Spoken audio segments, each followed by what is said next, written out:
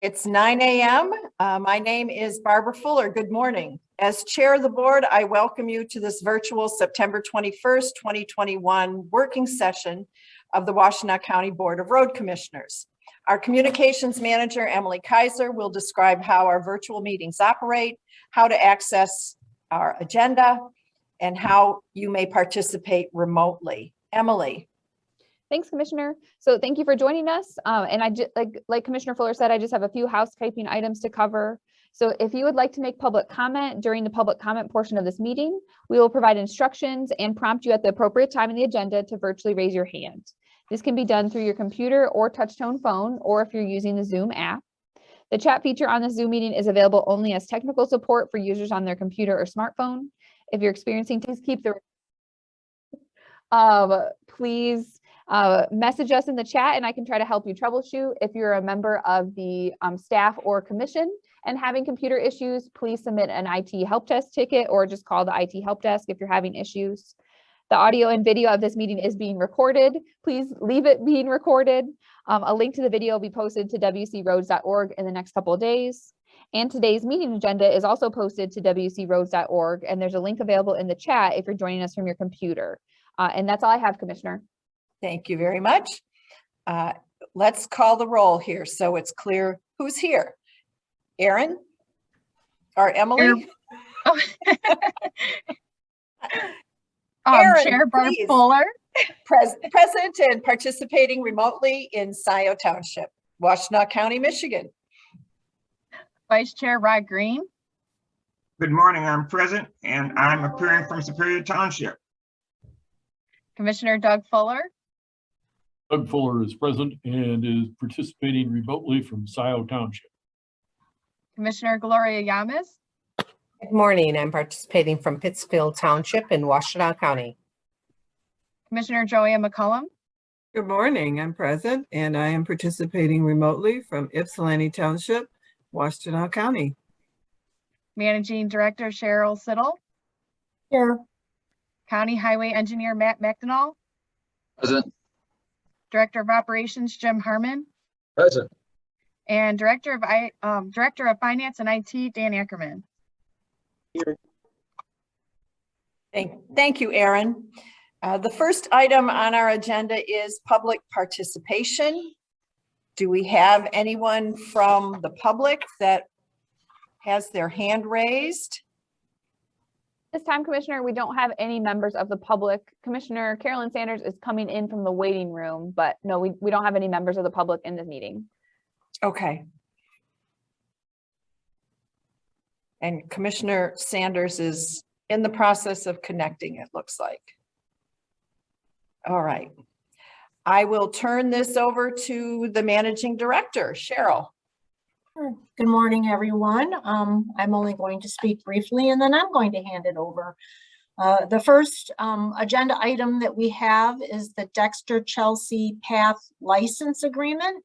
And that involves yet another partnership with County Parks with construction of that non-motorized pathway between the cities of Chelsea and Dexter.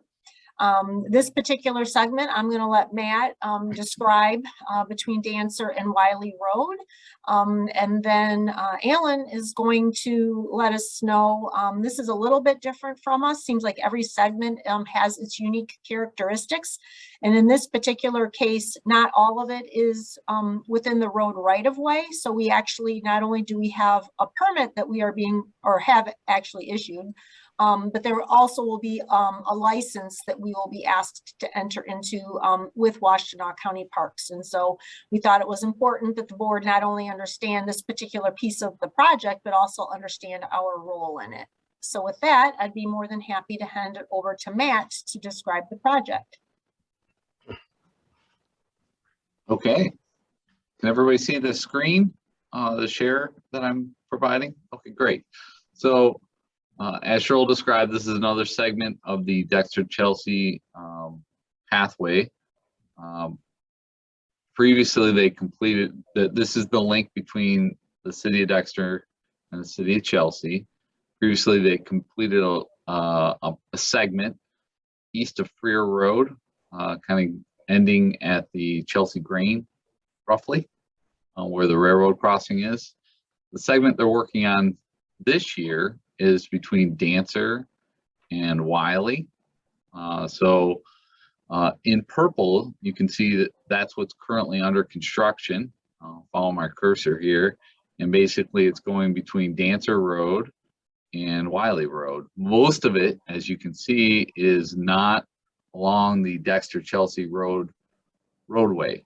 There is a small piece that is adjacent to the road, but the majority of it is offline, we'll call it.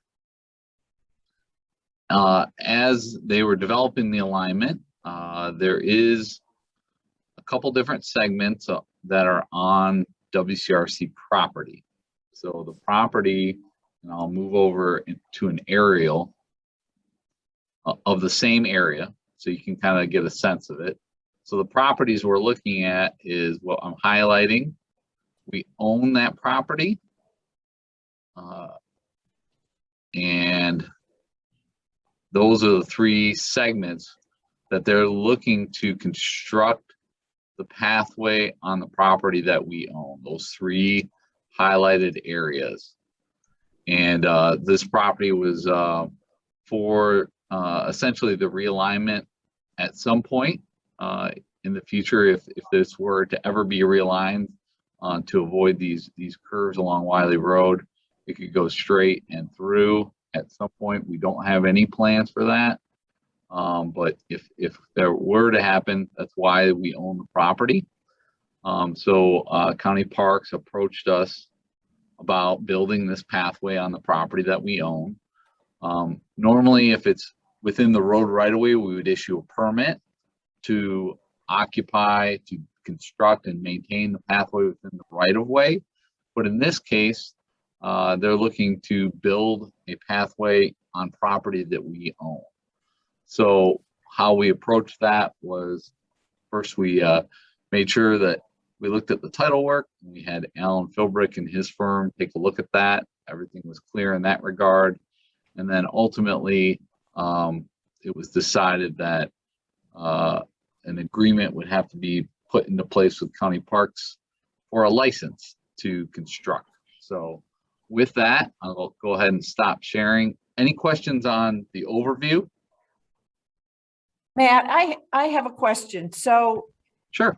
if and whenever the road commission decided to try and eliminate those two 90-degree curves there on Dexter Chelsea Road, by licensing these segments to Parks and Rec for the purpose of the B2B trail, do we still have sufficient property for that project should it ever be pursued?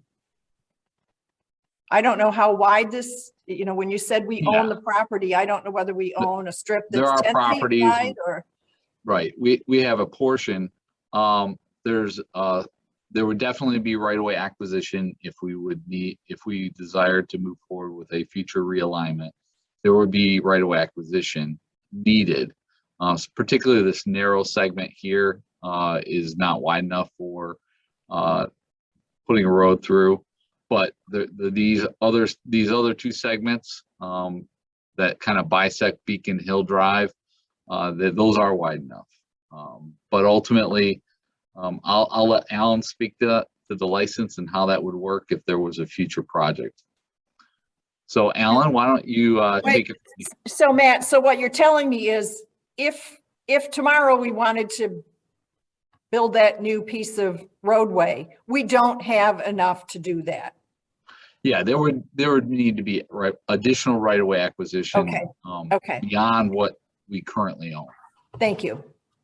Yeah, so Barb, that's just for the piece that's right adjacent or coming off of Wiley Road there. Yep, right there. That's where, regardless of whether or not there was a non-motorized path, we would still have to do additional right-of-way acquisition in order to construct a road. But in looking at the plans for the non-motorized path, we've done our best to try to at least situate where that path is so that they could both coexist in the future, but there's no guarantee of that. And in the future, should we put a roadway in, and Alan will get into the details of the license agreement, that we would retain the right that that path may have to be moved or removed as part of our roadway construction. And we will retain those rights under the license agreement. Yeah, Cheryl, it's very likely that a good portion of the path they're looking to construct would get relocated. And County Parks Yep. is well aware of that fact, that would be on their cost to relocate. But again, we don't have any plans in the near future or long term for a realignment. So when you're looking at the life cycle of the path, these paths are looking to be constructed, and they're similar to a road life cycle.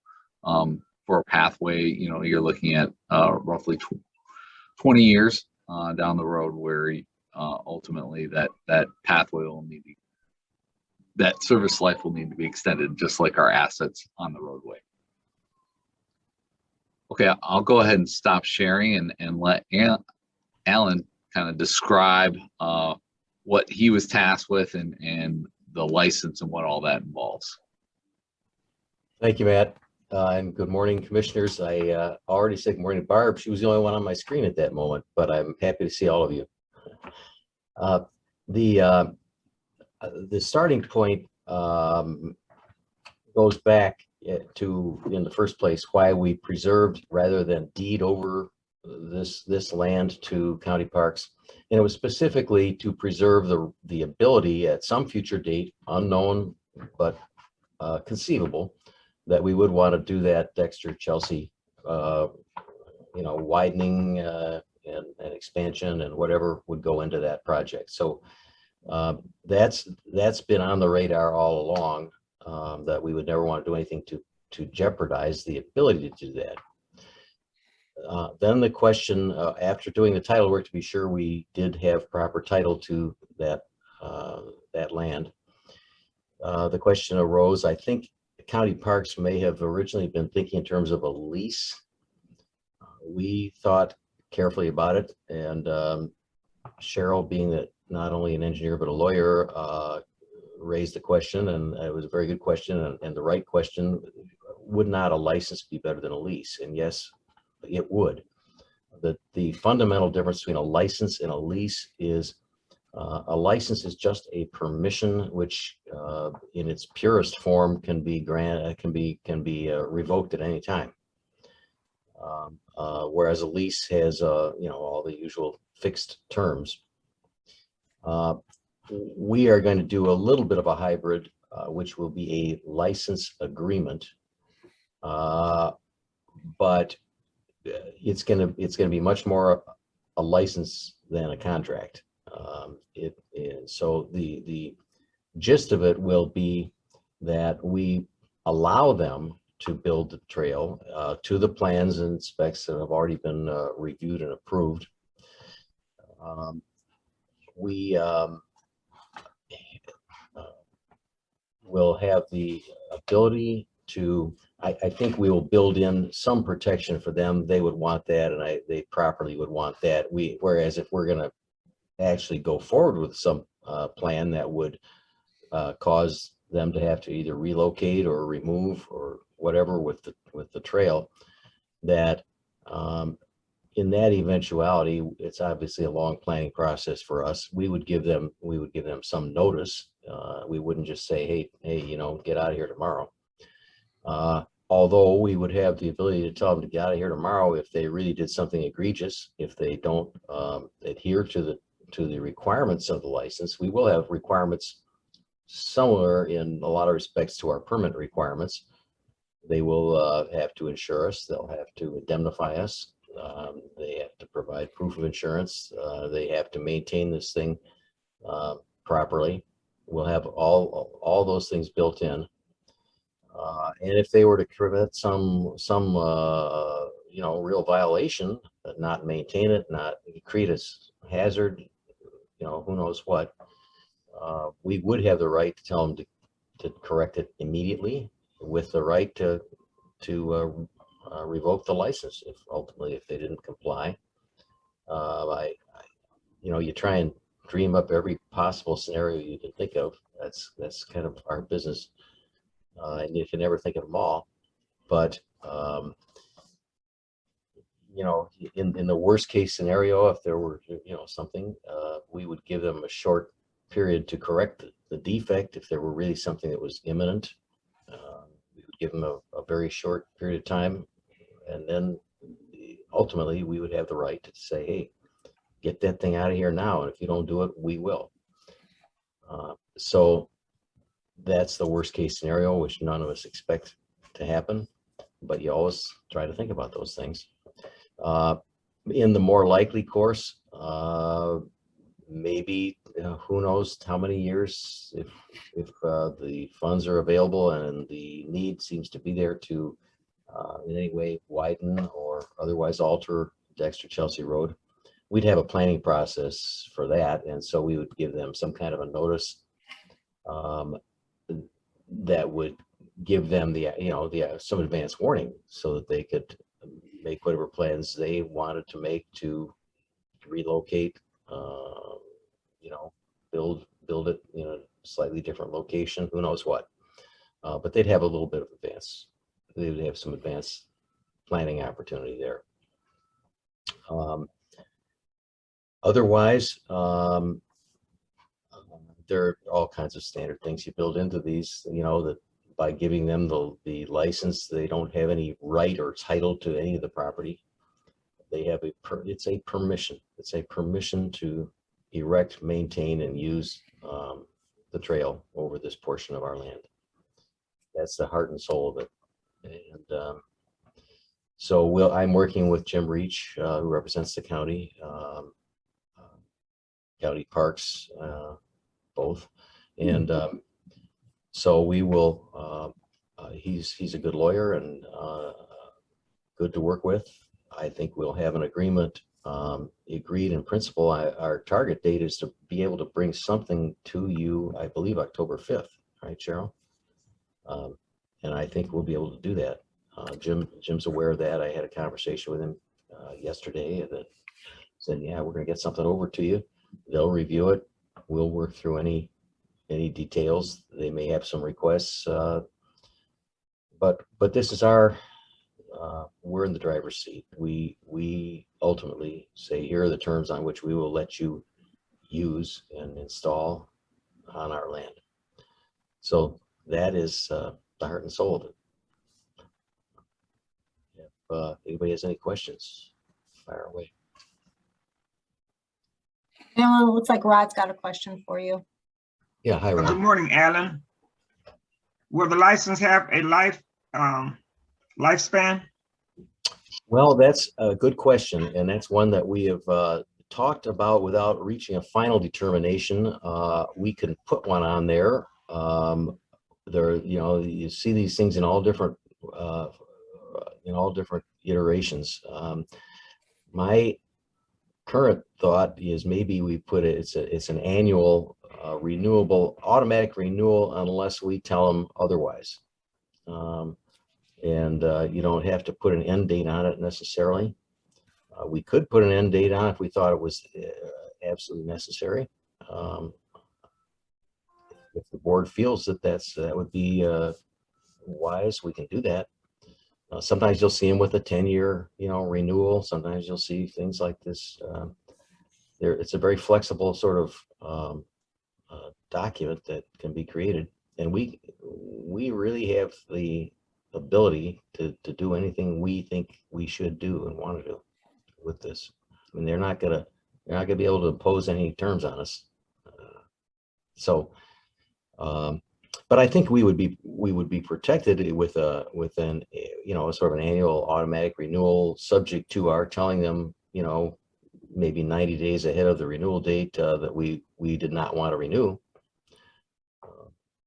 That would certainly protect us. Something like that. Or it could be 5 years. It could be 5 years of an automatic renewal if we don't elect otherwise. But I think 1 year is better. That gives us more flexibility. If something comes up, 5 years is maybe a little too long. But again, we have the out. We have the out. We have the control hand.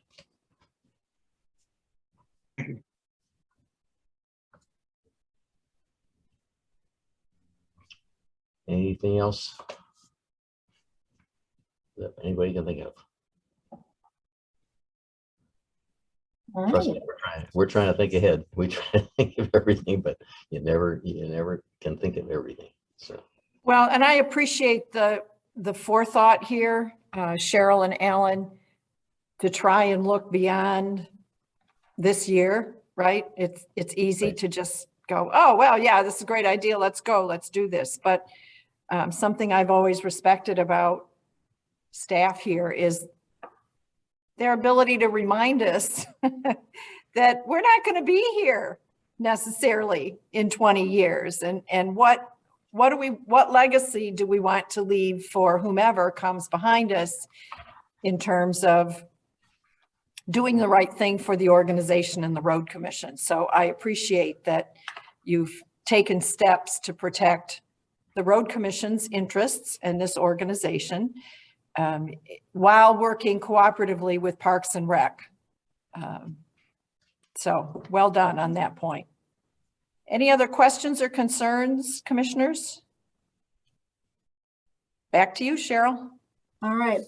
Well, thank you, Alan, for giving us that explanation this morning. Like Alan said, we're optimistic that working with Jim Reach, that we will have an agreement in place. Typically, we do ask the other party to execute the agreement first before it comes before this board. We would have that same expectation here.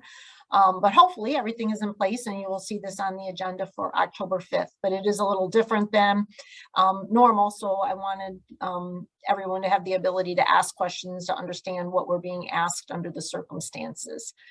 This may also become the blueprint. There's additional segments along here where we may also run into similar situations. So this is also going to be sort of a blueprint of how we would be doing business whenever we're talking about, again, property that we own versus a typical permit within the road right of way, which is obviously very commonplace these days in our partnerships with our different non-motorized friends that are out there. I just asked that our representative on the Parks and Rec Commission, Commissioner McCullum, be kept in the loop on this. I know you're sitting in the hot seat when this comes before the Park Commission for approval. And if you feel the need for some additional support to answer questions or respond to inquiries, because this is pretty fast track if we're going to see this on our agenda on October 5th. So whatever you need, Commissioner, you let Cheryl know and we'll make sure you've got whatever support you feel you need or think you might need. I don't think it's going to be controversial, but I don't want you to feel like you're out on a limb. Thank you. I will. Okay. All right. Well, thank you, Alan, again. We do appreciate it. You are welcome to stay since I know that our meetings are just absolutely fascinating to you. But you're also welcome to leave as well. okay, if you don't think you'll need me, I will leave, but of course, I'm only a phone call away. You got it. Okay. Unfortunately, I do know how to get hold of you that quickly. Thanks. All right. Thanks, Alan. Okay. So Commissioner Fuller, actually next up on our agenda is a break. I don't know that we're only 23 minutes into a meeting. If we need a break, I will defer to you on that. Otherwise, we could move into the next agenda item. I would like to keep moving. Let's. Okay. So next up on the agenda is our IT update. We've obviously with different areas within our organization have been trying to provide annual updates to the board. This time it's going to be the Dan and Chris show. So I will first start off by handing it over to Dan for a couple of quick comments, and then I'm sure he will be putting it into Chris's capable hands. Actually, it's mostly going to be the Chris show, but just wanted to add a few things and really kind of just talk about a little bit about the history of IT the last few years. So if we can go all the way back to early 2018, in some respects it seems like yesterday, in some respects it seems like it's a decade ago. So in early 2018, lots of challenges as far as our IT was concerned. Hardware was becoming antiquated, software becoming obsolete, and staff was experiencing a lot of challenges around that time. So then the IT department reorganized. I was put in charge. We had our first managed service provider, which was Dominant Systems. Why do you have a managed service provider? There's so much change in IT that it's hard for one person or even several people to keep up with. So you need a professional managed service provider to either run things by or to help us just keep on top of everything. And the Road Commission had never really had that level of a relationship with another computer organization. So certainly that was a good move. We also, we cautioned the board that we were under-investing with our IT, and we told the board, we really need to spend more. We need to get all of our hardware up to speed, replace just about everything, look at all of our software, make sure that we had, not necessarily the latest and greatest, but everything that staff needed in order to perform their jobs at a high level. Fast forward to June of 18, which I feel was one of the most significant events as far as IT. And that's when we hired Chris Quinter, our IT manager. And Chris just brought a level of professionalism. He's extremely organized, detail-oriented. He has a quick turnaround for just about anything that staff needs. He's also very patient. Thank you, Chris, even with me.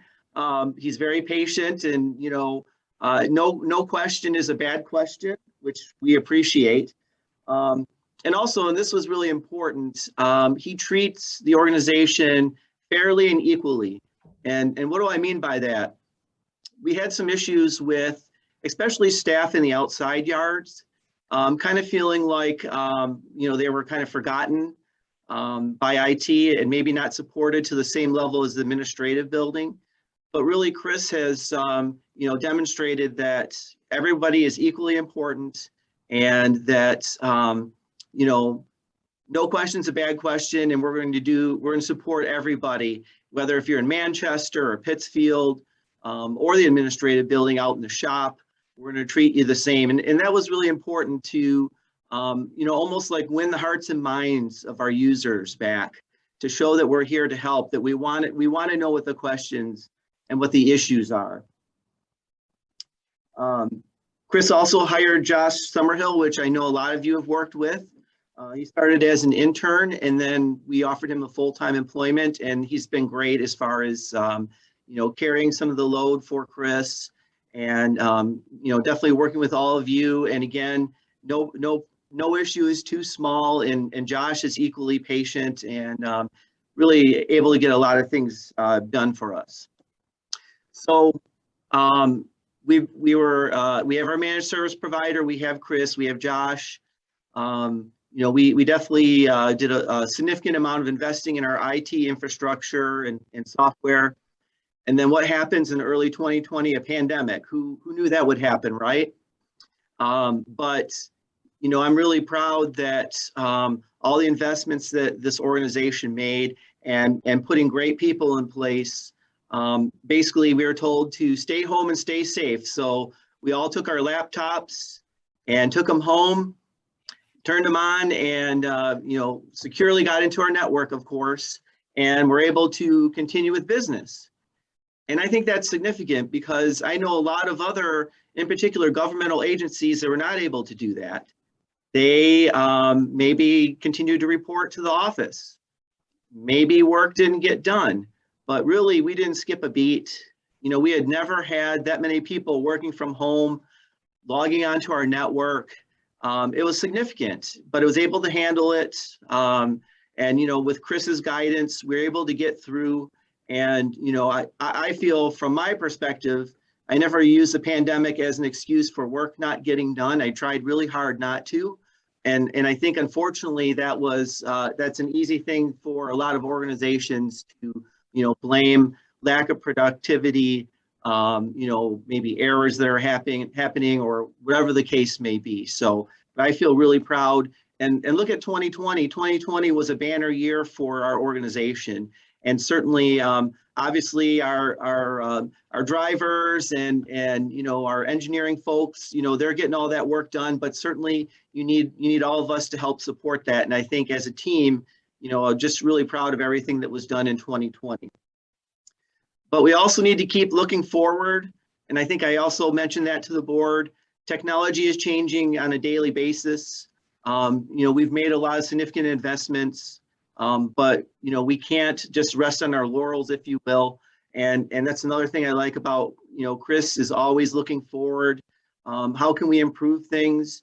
And it's not necessarily just new products and so on. He's provided a lot of cost-effective solutions for us. And one example is we brought in Netsmart as our new managed service provider, and they've been excellent. Top-notch, very professional. And really have assisted us to get to, where we are now. So again, everything's changing daily. We need to continue to invest in our IT infrastructure. And, we're also more and more reliant as an organization. I've been here since 1994, which is hard to believe. And to look at the utilization of computers and technologies from then to now, it's mind blowing. This is before the internet, faxing things was kind of something back then. And to think, now things like that are obsolete and email isn't fast enough. We need to text and everything else. So it's mind blowing to think where we're headed.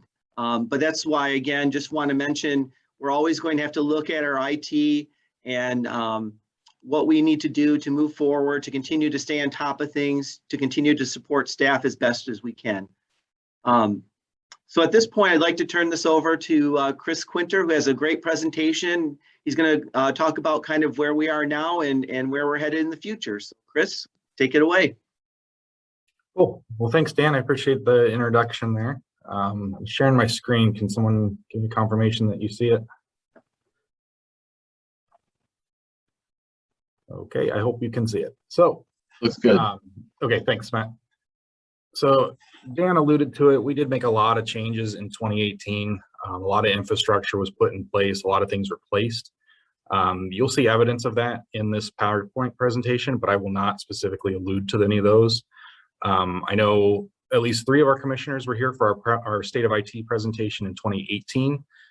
So if anyone would like to discuss any of those improvements that were made in 2018, I'm more than happy to discuss outside of this meeting. So within this presentation, I'm going to do an overview of where IT sits at the moment, and then all of our completed projects for 2021, and then anything that's ongoing still that we expect to kind of bleed over into 2022, and then any projects that we'd like to begin planning and looking forward to also in 2022. So a couple pictures here. Prior to my arrival in 2018, on the left here, this was our storage room. We have since cleared all of the equipment, old equipment, obsolete equipment out of that room and disposed of it properly. And then we have transformed this room into a mini data center. So the picture on the right is the after picture after it was cleaned up. So you'll see 3 racks in this room. The leftmost, that is our main infrastructure rack. Network, internet all comes in through that rack. The middle rack is our traffic and safety environment, which I won't really be touching on in this presentation. That's managed by our traffic and safety guys and their own managed service provider, but we do have a small hand in that and helping keep that secure. And then the rack on the far right is all of our new conference room equipment, which I will get to later in the presentation. So going back to here, so we're going to take a look at this first rack here on the left, a little closer view. So in 2020, we installed Comcast fiber. We were not on a dedicated fiber line, and now we are. So what that means is fiber internet directly from Comcast to the road commission. The only way that it's going to go down is if somebody cuts it. We did have an incident earlier this year where that did happen, but that's going to be very rare. So very rarely will we lose any kind of internet connection. So you'll see on the top right in that picture, the top 4 boxes there, that's where the Comcast fiber comes into the building. Next, we have redundant firewalls. So essentially each network connection, each yard at the road commission has their own firewall. This is to help with cybersecurity, help limit ingoing and outgoing traffic, anything that may be malicious. The main yard, every outside yard routes to the main yard. So any Manchester internet activity comes to the main yard first, routes through our firewall, and then goes back to Manchester to make sure that everything is secure. And that's the same for any of the other yards. We do have 2, I'll kind of point them out here. We do have 2 these white boxes here, and the reason for that is for failover. Since all the outside yards come through the main yard, if that firewall goes down at all, it's going to take down internet for the whole organization. So we have 2 in case one of those goes down, the second one pick that connection back up, and there will be no interruption to any internet anywhere. We also implemented this black box here. So this is a fiber connection out to the shop. So what that's doing is it's taking the internet from this rack in the main administration building and running it out to the mechanics out in the back of the main yard. The Jeff Manns, Mike Livesey, those guys out there. Previously, they had just a Cat 6 wire that was run out there. Cat 6 is not sufficient for that run. It was, I think we measured it about between 425 and 450 feet. Cat 6 is typically only rated for about 350 feet. So they were experiencing significant lags and poor internet performance and connection to the servers out there. So we ran a fiber line out there that's greatly improved their connection and made life a little bit easier for those guys.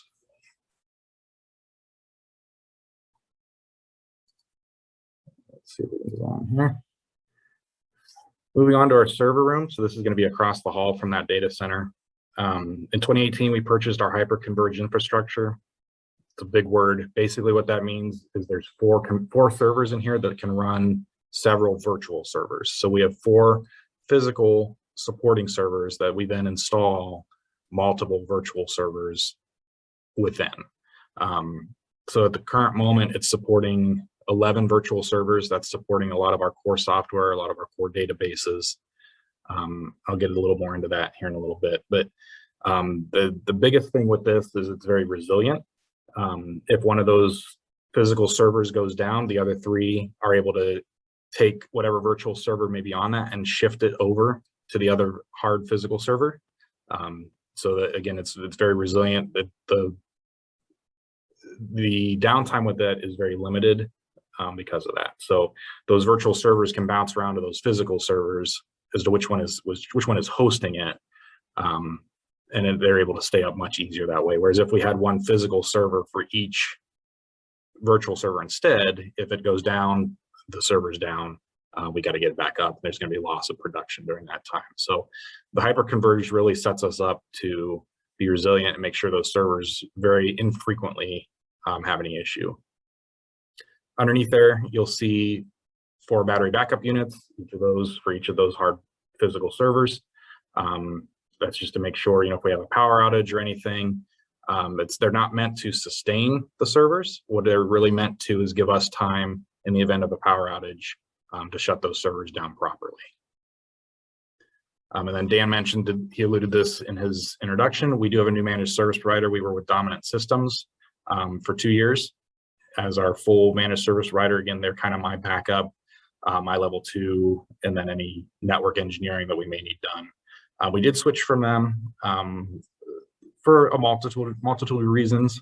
One of those being cost. Netsmart, significantly lower monthly cost, and then support. Dominant was really kind of lacking in the support area. They had a limited number of staff, high rate of turnover, and it wasn't cutting our needs anymore. So Netsmart, we switched to them, and they've been great for us. They have offices in Grand Rapids and Livonia. They've been excellent for us. I actually was just working with them this morning on something. So whenever we need help with anything, we reach out to them and we've got somebody right away that can assist. Backups and disaster recovery. We're set up pretty well for this right now, although not perfect. The way it works at the moment in the server room here, it's highlighted on the right in the picture, we have a backup appliance. Kind of think of this as a really big flash drive or external hard drive. So what it's doing is each night it's pulling any new data that's on our file server or any of our other servers and making a backup of it. It's also taking any of the configurations from the servers. So if we have to restore a server, if it goes down, if something happens to it, we can restore that server from what's called an image. So it captures that image of the server and any settings that it had, so we can easily restore it from the day prior. It's also, once it's done backing up each evening, it replicates that same copy of data over to our Southeast Service Center or Yard 2, so that we have an offsite backup. So if something were to happen, say there was a fire in this building or anything, or flooding or anything like that, ruined our rack, we would be able to go to Southeast and pull that data and be back up and running. So at the moment, with our current configuration, we retain roughly between 11 and 12 months of data. So that's a nightly backup every night for 11 months. Security. So I mentioned this earlier, we have a firewall at each yard that routes through the firewall here at the main yard. So that's limiting incoming and outgoing connections. We also use a VPN connection. So for any staff that are working remotely, you can, whether that be at home or out in the truck on the side of the road, staff can use this secure VPN tunnel to get into our network. And we do have what's called multi-factor authentication or two-factor authentication. So when they connect to, or when they make an attempt to connect to the VPN, it sends a notification to their phone and says, is this really you trying to connect? They click yes on their phone and it lets them in. We also switched our antivirus this year. We were previously with Sophos antivirus. We switched to Freelance Protect. This was a product recommended by our new managed service provider, Netsmart. It was also included with our contract with them. So previously we were paying for managed service provider with Dominant as well as our Sophos antivirus. Now with Netsmart, our antivirus is included with our subscription with them.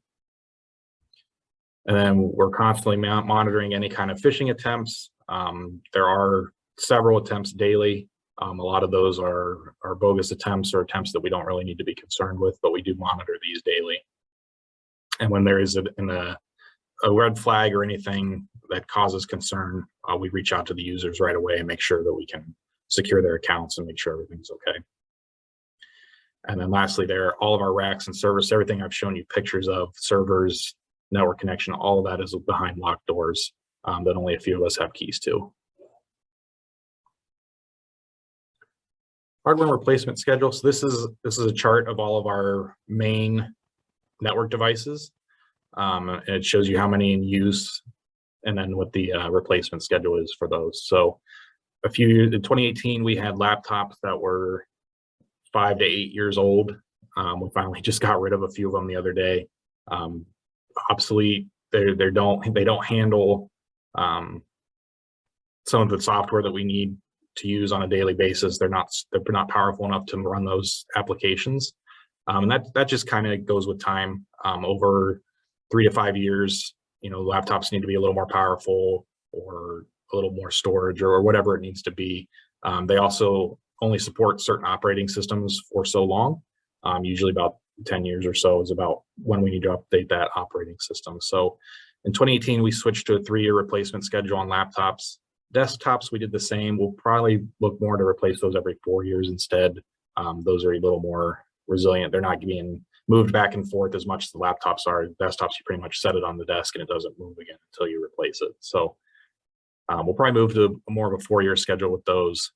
And then some other items there, digital science kiosks. Again, they're not really moving, but they are very important. So we'll look to replace those every 4 years.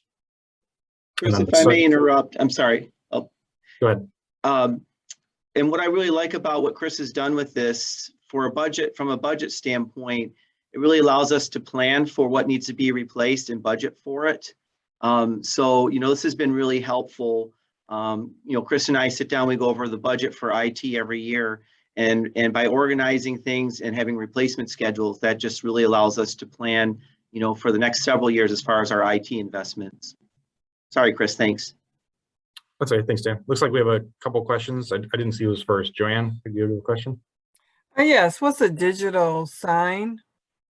So when you walk into the road commission, you'll see in the lobby, there's the TV up there above the boardroom.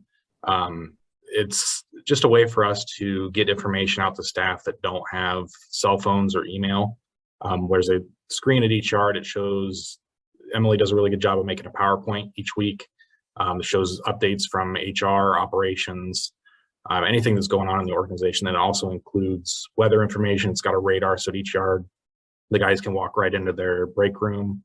And there's a nice radar and the weather prediction for the week. It's especially important in the winter. They can kind of see the storms coming. But the biggest thing with these is that it's a way for us to communicate to those without cell phones or email. Previously, we would post, and I think we still do to some extent, the foreman would print out and post emails to a bulletin board. And now there's this nice, easily updatable digital screen for Emily and her team to send that information out to the guys. Thank you. You're welcome. Commissioner Yamas? So the cell phone replacement schedule, I guess because I hang on to my cell phone until it just breaks. Sure. Is that because they become, I guess, and the one for the commission, or the one that I use so infrequently, but I don't use it for anything other than talking. I don't use it for my email, occasionally Sure. to check an email. So is it cost effective or just more effective? Does it create problems that we have to do them every 2 years? There are a couple of reasons. First of all, as far as cost goes, we did used to get them free, and they actually did them every 1 year prior to my arrival. Verizon doesn't really do the free upgrade anymore with the plan. We do to get a pretty good discount on them. This year, I think we got them for $200 a piece. It just depended on which model. We did a couple different models this year. 2 years is usually the general life cycle as far as the battery goes. The battery is the first thing we see go. And then with a lot of these guys that are using them out in the field, they get dinged up, dropped. They take a beating. These are probably our number one device that gets broken. A lot of times it's, it got hit by the roller, it got hit by the grader, whatever it may be. So these things get dinged up pretty good. But yeah, about that 2 year mark is when we start to see the battery go. Occasionally there's some dead spots in the screen or some cracks in the screen. So we like to be a little proactive with it as far as not waiting until it actually fails, because then we have a foreman or whoever it may be out there without a phone for a day or two until they can get a new one shipped to us. If someone does break a phone and we don't have it in stock, it usually takes 1 to 2 days to receive a new one from Verizon, and then another day or so for us to set it up for the person. So it's really a proactive measure, but we do start to see some hardware failures after that 2 year mark. Okay, thank you very much. You're welcome. Commissioner Green, your hand was up, but I don't see it anymore. Did you have a question? Yes, that was the question I was thinking about, the replacement schedule. Thank you, Commissioner Yamas. Okay, good. So one other thing I'll point out here, servers is a little tricky here because, as I mentioned, we have virtual servers. So we don't really see hardware failure on those because they're virtual.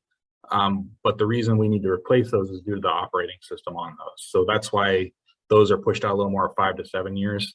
It just depends on when that operating system is going end of life. So some of you may be familiar with Windows XP, how that went end of life a few years ago. Windows 7 went end of life last year.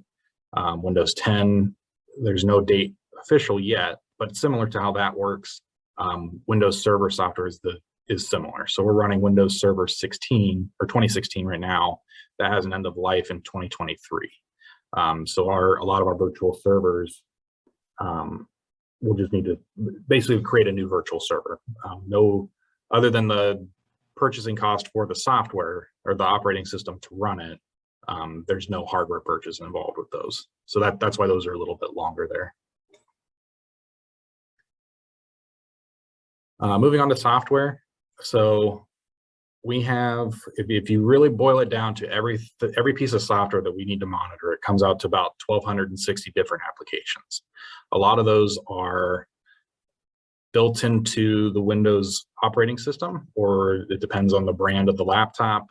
A lot of supporting software for some of the more major more core software that we use. So while we have 1,260, we don't really manage that many, but we do need to monitor it. So whenever there's a hacking attempt that you hear about in the news or anything like that, we do get daily bulletins from different organizations that tell us the recent hacking attempts and what vulnerabilities there are in different pieces of software. So we'll look at our application catalog and make sure that, if we have any of those applications on their list, that we're patched, we're safe, and if we need to quarantine any laptops or any applications or remove any applications that we're not using anymore. That's kind of what we mean by monitor there. For our core software, some examples there listed. So Office 365, our Adobe Acrobat, AutoCAD Precision, and our WCRC Fixit. And then along with any core licenses for support, we spent over $100,000 this year just on software and support agreements alone. Moving over to help desk side of things.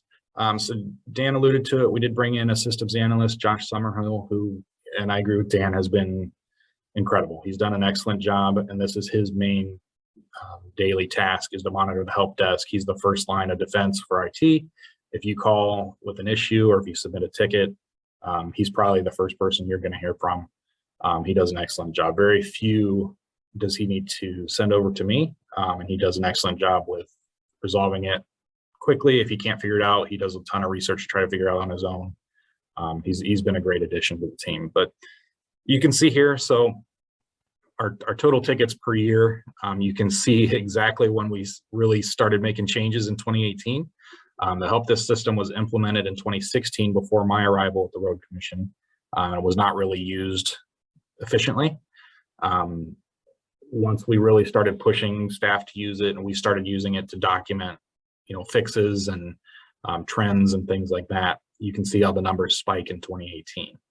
Since 2018, they have come down, which is good. So staff are becoming more comfortable with the new technology that we implemented a ton of things in 2018. So that makes sense that the numbers are much higher. So things are looking much better. We are definitely getting calls from people. People definitely need help, which is good.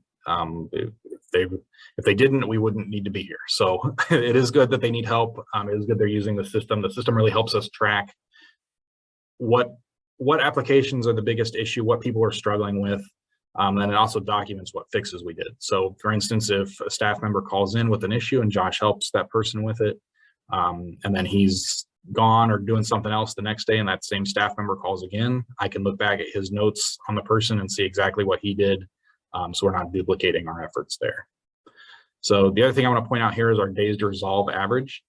So the far right column of the table there, in 2017, 2018, it was taking almost 6 days to fix some of the smallest issues for people. We've really gotten that number down to under 2 days, which is fantastic. So, and Josh is a big reason for that.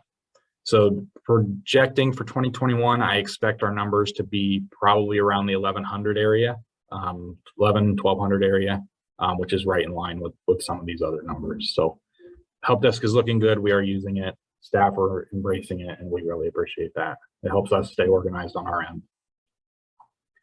Continuing to look at help desk. So here's kind of a breakdown. I'm not going to go through all of this unless there's questions, but this is kind of a breakdown of the different types of tickets we get. Each ticket that comes in, we categorize as best we can based on our categories. So a lot of these are some of the top of the assistance request categories, kind of our kind of, I don't want to say dumping ground, but for the things that we don't have a specific category for, that's kind of where theirs go. That's why that's at the top. So a lot of those are, hey, how do I do this? Or I can't get my software to do this right. Or, hey, can you help me move my desk around? Or different things like that, where someone just needs a little assistance or a little training. And then the second one, there's software problem. That would be like any kind of software errors or anything like that. So any questions on this slide? I don't want to read that whole list to everyone, but if there's no questions, we can move on. Okay. Some processes we changed. New employee onboarding. This was a big one. We put a really big structure around this. Previously, when new employees would start, it may be 2 or 3 days before they'd have a laptop or access to the network, which for administrative staff is pretty tricky. You know, there's not much you can do these days anymore without a laptop. So I think Dan alluded to, they'd be given a copy of the employee manual and they just kind of read through that for 2 days until they got a laptop. So now on day one, that employee has a laptop, they have network access, they receive a training from myself about half hour to 45 minutes long. And then they're given all the resources they need to reach out to IT for any help or anything. The second bullet point, approval for requests. So this mostly focuses on our file server. The file server is broken into different departments, you know, IT, HR, operations, engineering, whatever it may be. If an employee asks for access to a certain folder, we don't just say, yep, sure, here you go. We make sure we go to the manager or the head of the department for that folder, receive written approval, and then that employee is given access. And then for terminated employees, we have a list of all the accounts for that employee. So if somebody leaves or is terminated, we go through the list for that individual and make sure that all their connections are turned off as soon as possible. So we rely on our HR department to let us know when that happens. They'll give us a date and a time where we sever the accounts and make sure that that employee can't access the network anymore post termination. This is really a big deal. If there's any kind of disgruntled employee or anything like that that kind of leaves out of the blue, they can't go home, connect to the VPN, and have a way at the file server deleting things or whatever it may be. So our HR department's been great helping us with this. We get a notice right away, and then we go through and based on when they tell us what time and date, these tickets take priority. So we make sure those accounts are terminated right at that time. Staff training. This is something we've kind of focused on this last year. We do our IT power hours. We haven't had one for a while actually, but what our IT powers are is usually 30 to 60 minutes on a certain subject. This is kind of where I mentioned with our help desk, when we see a trend with a piece of software or a new application or anything, whatever it may be, we see staff struggling with it. If there's a lot of tickets on a certain subject, we may do a power hour on it, where we send a Teams meeting to everyone and say, hey, you know, over your lunch break, attend this power hour. We'll kind of go through what this application does and then answer any questions regarding it. It's a pretty informal setting. We like to get as many questions as we can and try to help people out with it. Cybersecurity training we implemented this year, which I believe all of you took video training for that.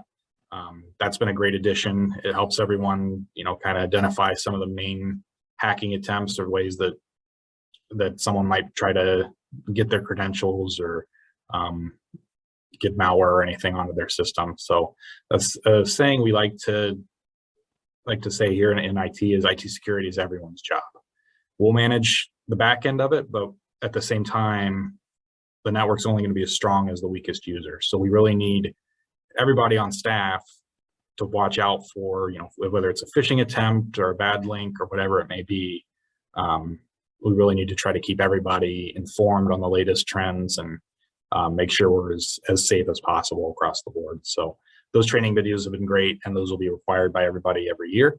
And that's also part of our cybersecurity insurance. So our cybersecurity insurance also requires that we train staff somehow in the ways of cybersecurity. So those are great, easy way to do it. We got a lot of good feedback from staff on it. A couple staff asked if they could forward those videos to their family members. I guess they wanted to send it to some of their kids in high school and things like that. So that was great feedback. And then with that, we do our phishing training and testing. So with the cybersecurity, there is a strong focus on phishing. IT in general blocks 90 to 95% of phishing attempts, but there are a few that slip through the cracks. And staff have to be able to recognize those and report them when that does happen and make sure that they're not clicking the links or providing credentials where they shouldn't be. We also roll out our own phishing testing. So what this is WCRC IT will send out bogus phishing emails. And what that does is it allows us to see who opens it, who clicks the links, and who may provide credentials to it. And the intent for that is not a, ooh, we got you. The intent for that is to say, okay, here's the staff that are still struggling with this concept. How else can we help them understand or help them to look out for these kind of phishing attempts? Commissioner McCollum? Yes, I believe I received some of those phishing testing emails, but I never heard anything back, you know, if I did something wrong or did something right or. No, I did see that. You're fine.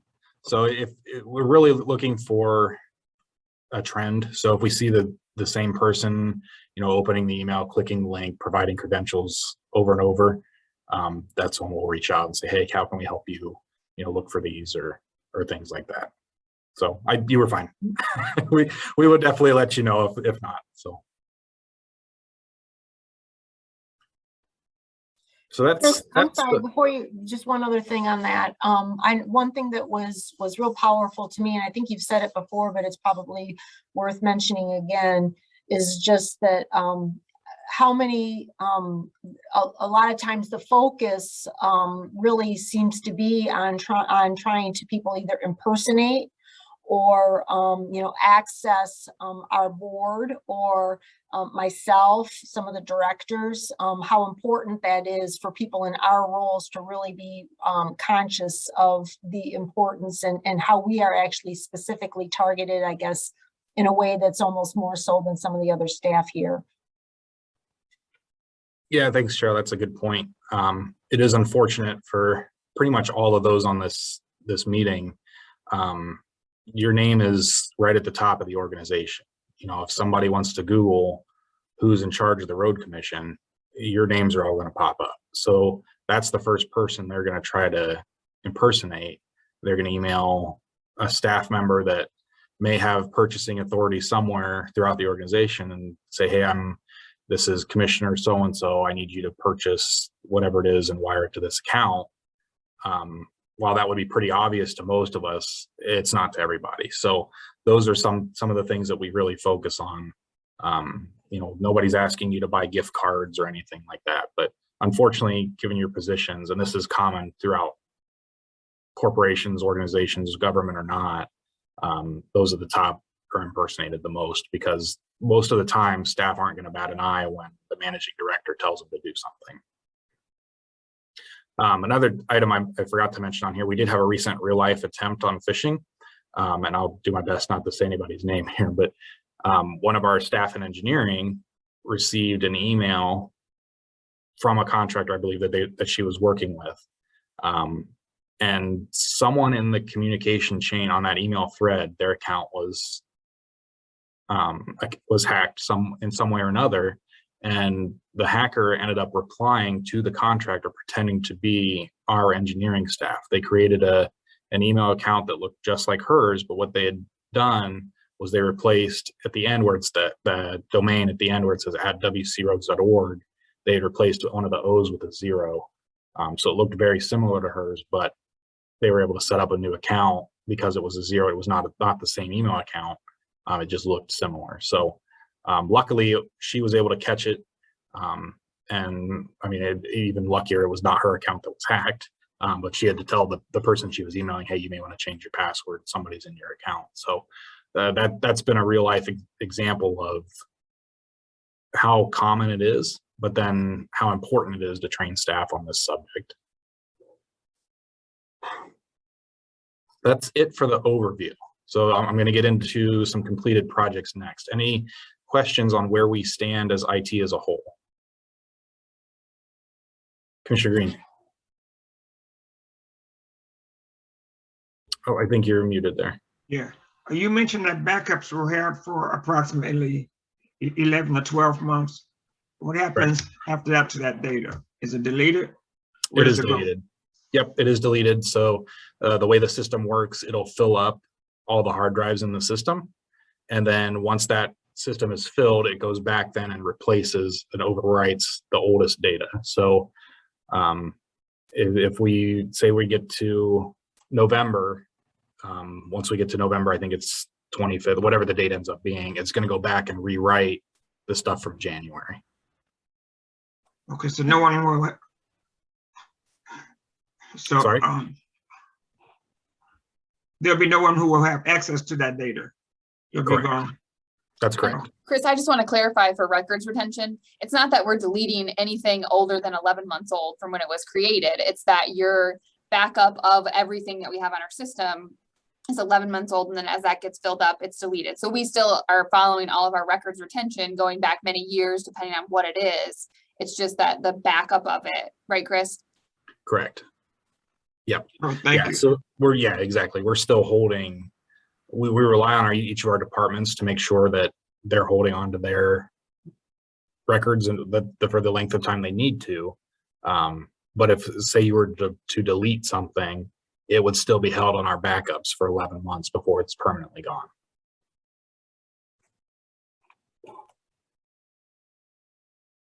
Okay, anything else on the overview before I get into projects? Okay.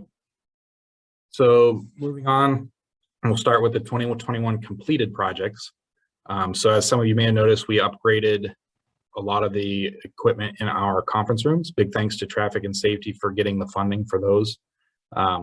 We implemented large touch screens in rooms 200 and 234 upstairs, and then a large projection screen down in the assembly room in the basement. So in 200 and 234, you can hold a Microsoft Teams meeting in those rooms, very similar to how we're sitting on Zoom right now. You could have people in the room, and then you could also have remote attendees that participate through the screen, and then there's microphones embedded in the room as well as speakers. So that's been a big improvement to our conference rooms. Next, Josh Summerhill headed up a project to replace all staff cell phones. So we talked about cell phone replacement plan earlier. This was a year where we replaced those. So he replaced 57 of those. That number does not match the 70 that was on the previous screen, and that's due to different purchase cycles and things of that nature. So 57 were due this year. When you purchase the phone, their plan is good. They're not eligible for an upgrade for, I think, a year and a half or so. So 57 were due this year, and then 6 staff computers were upgraded this year. And then, so Josh handled both of those. He did an excellent job. A lot of good compliments from staff on how easy he made that transition. Switching to a new device, copying your data isn't always the easiest or the most welcomed thing in the world, but he did an excellent job with it. And last one on here, we talked about switching to Netsmart. So there was an onboarding period where we kind of did a handoff from dominant systems over to Netsmart. It was a lot of Netsmart coming in and documenting our systems and sitting down with myself and Dan and saying, okay, here, how do you do this? How do you do that? Where's this? You know, whatever it may be, just trying to learn our environment as quickly as possible so that we could go live with them and be able to obtain support from them. So that took about 2 months to get that completed. Antivirus change from Sophos to Silence Protect. We kind of talked about that already. Again, that's the antivirus that's installed on everybody's computer and monitors for malware or any viruses. Going back to phishing a little bit, along with our phishing training, we also implemented a report junk email or report message email, or sorry, report message button within everybody's Outlook. So if you do happen to receive a phishing email, you can select the message and then select this report message button. What that'll do is it'll block the sender from emailing you again, and then it'll also report that email to WCRC IT as well as Microsoft. So what that does is it helps us get a list of what's still getting through our spam filters, and then who else may have received the same message. We can reach out to those individuals. Hey, watch out. This is a spam message that made its way through to you. There's always going to be new ways that hackers are getting in or trying to confuse by sending emails. There's always going to be new strategies. So unfortunately, this is always something that's going to be an issue. But I feel we have really good tools around it to control that really well. And then with our training, like I mentioned earlier, staff are doing an excellent job of recognizing these.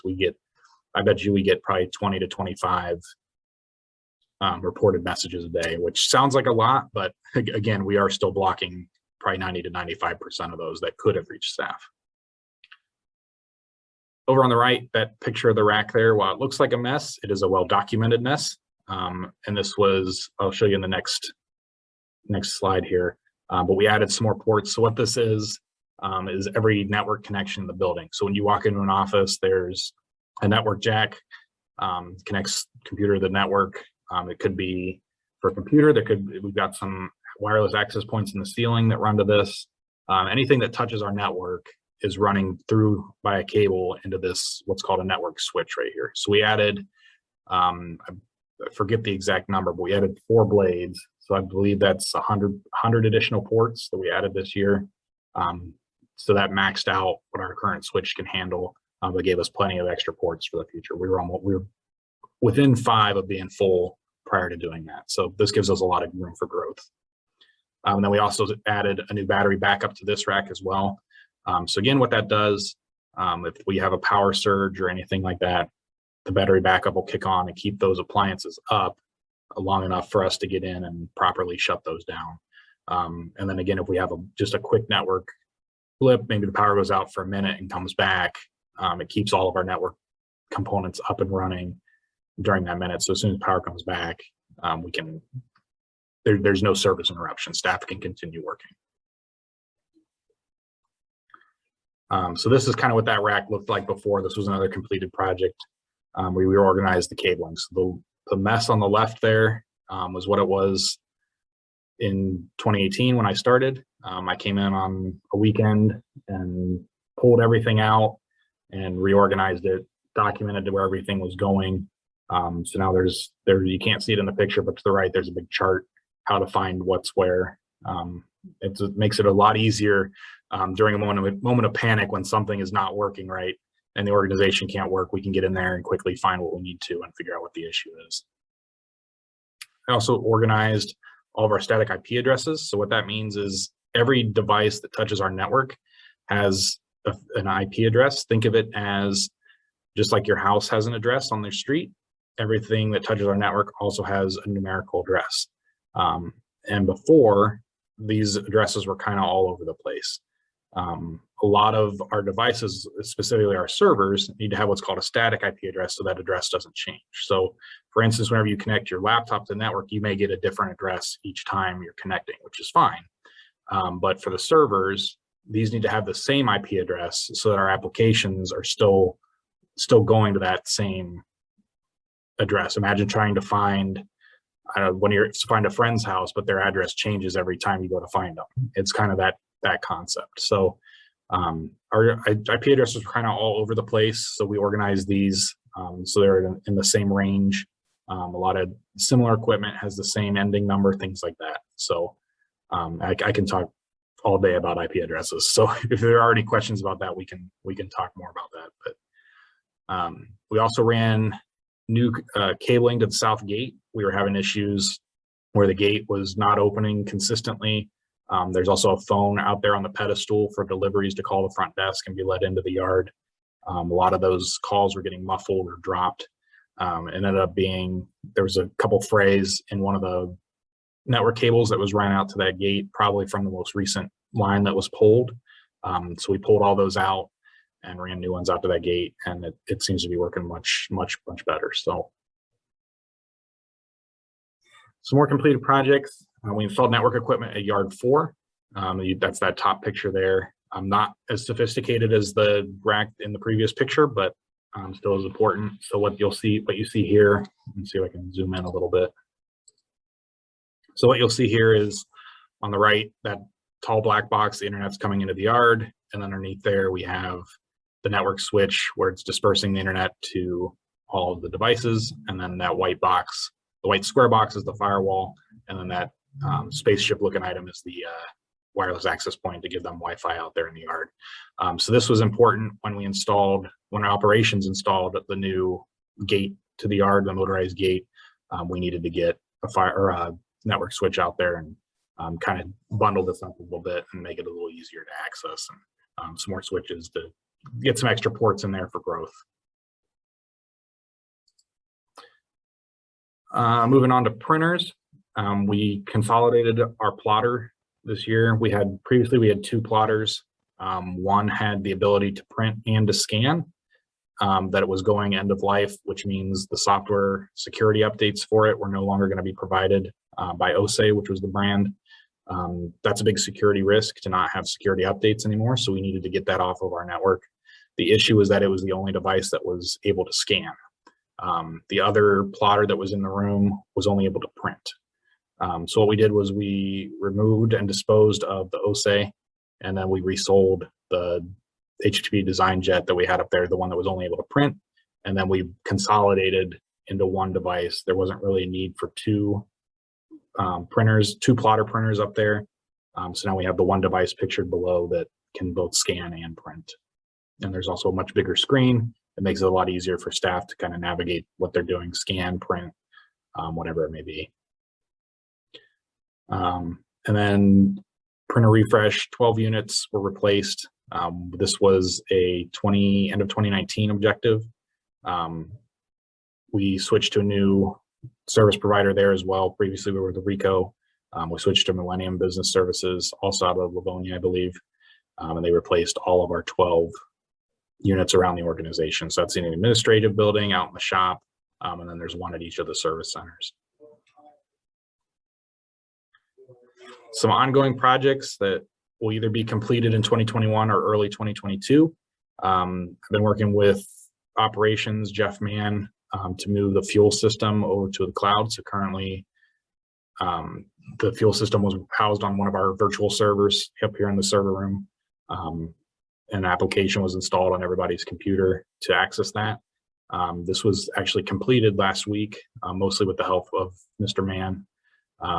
We migrated that entire system to a cloud system hosted by FuelMaster, which is our software provider.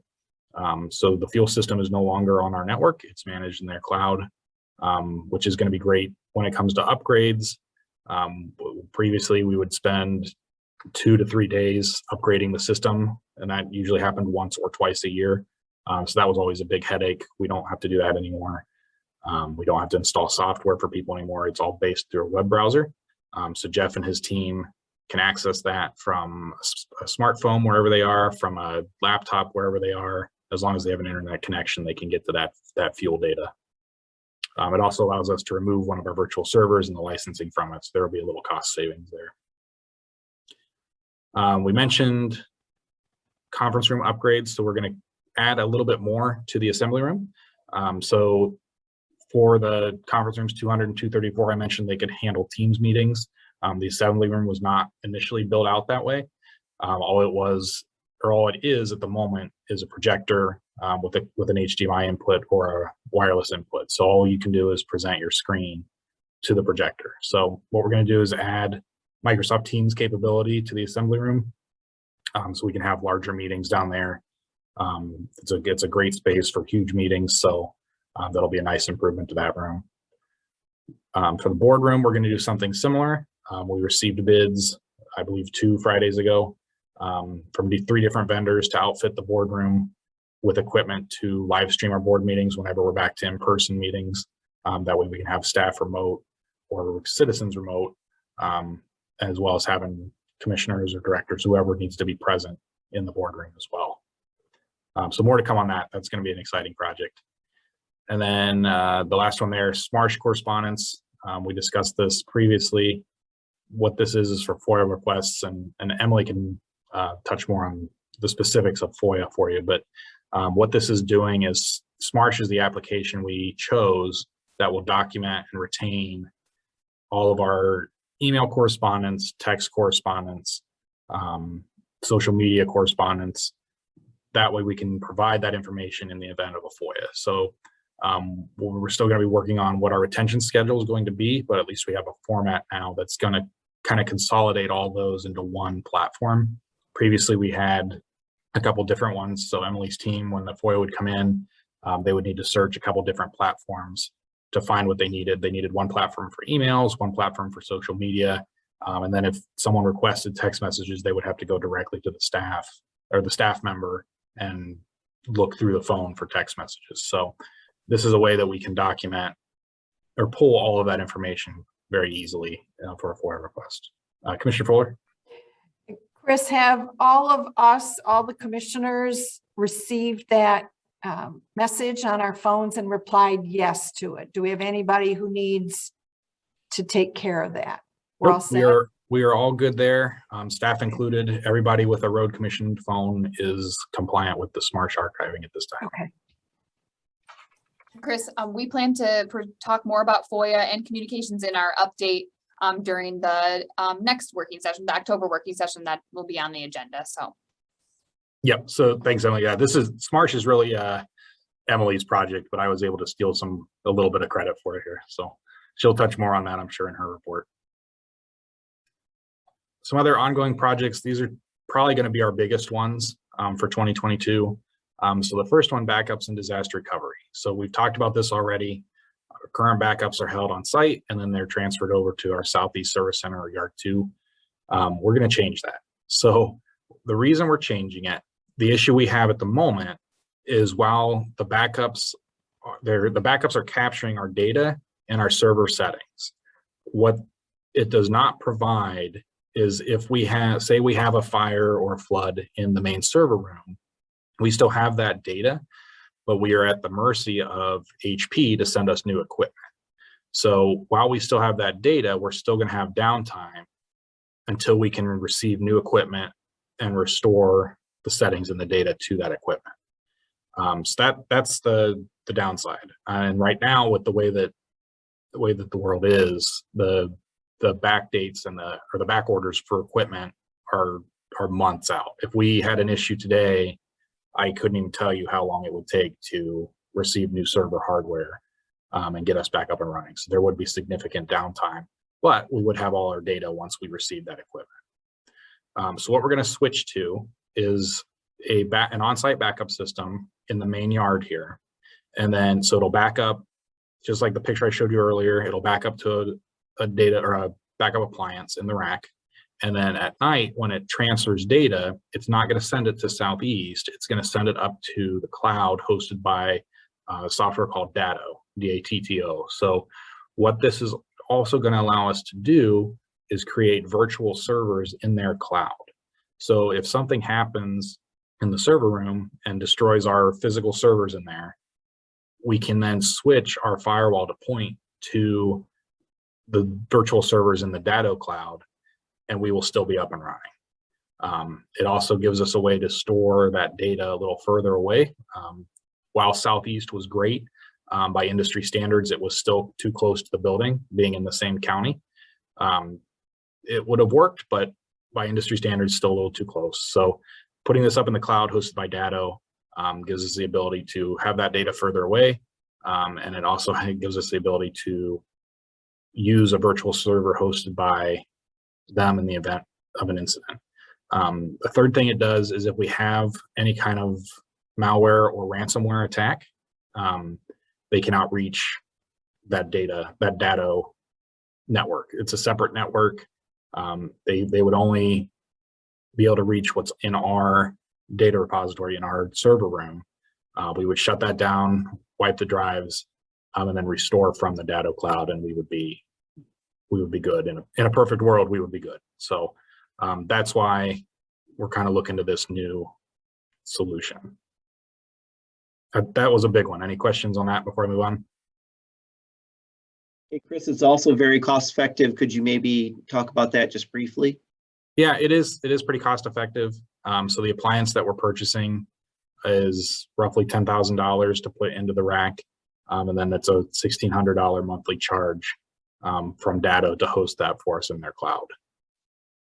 And we are looking at and budgeted for replication of hardware, say at Southeast, to the tune of about $200,000. So definitely a very much more cost-effective solution and a better one, quite frankly.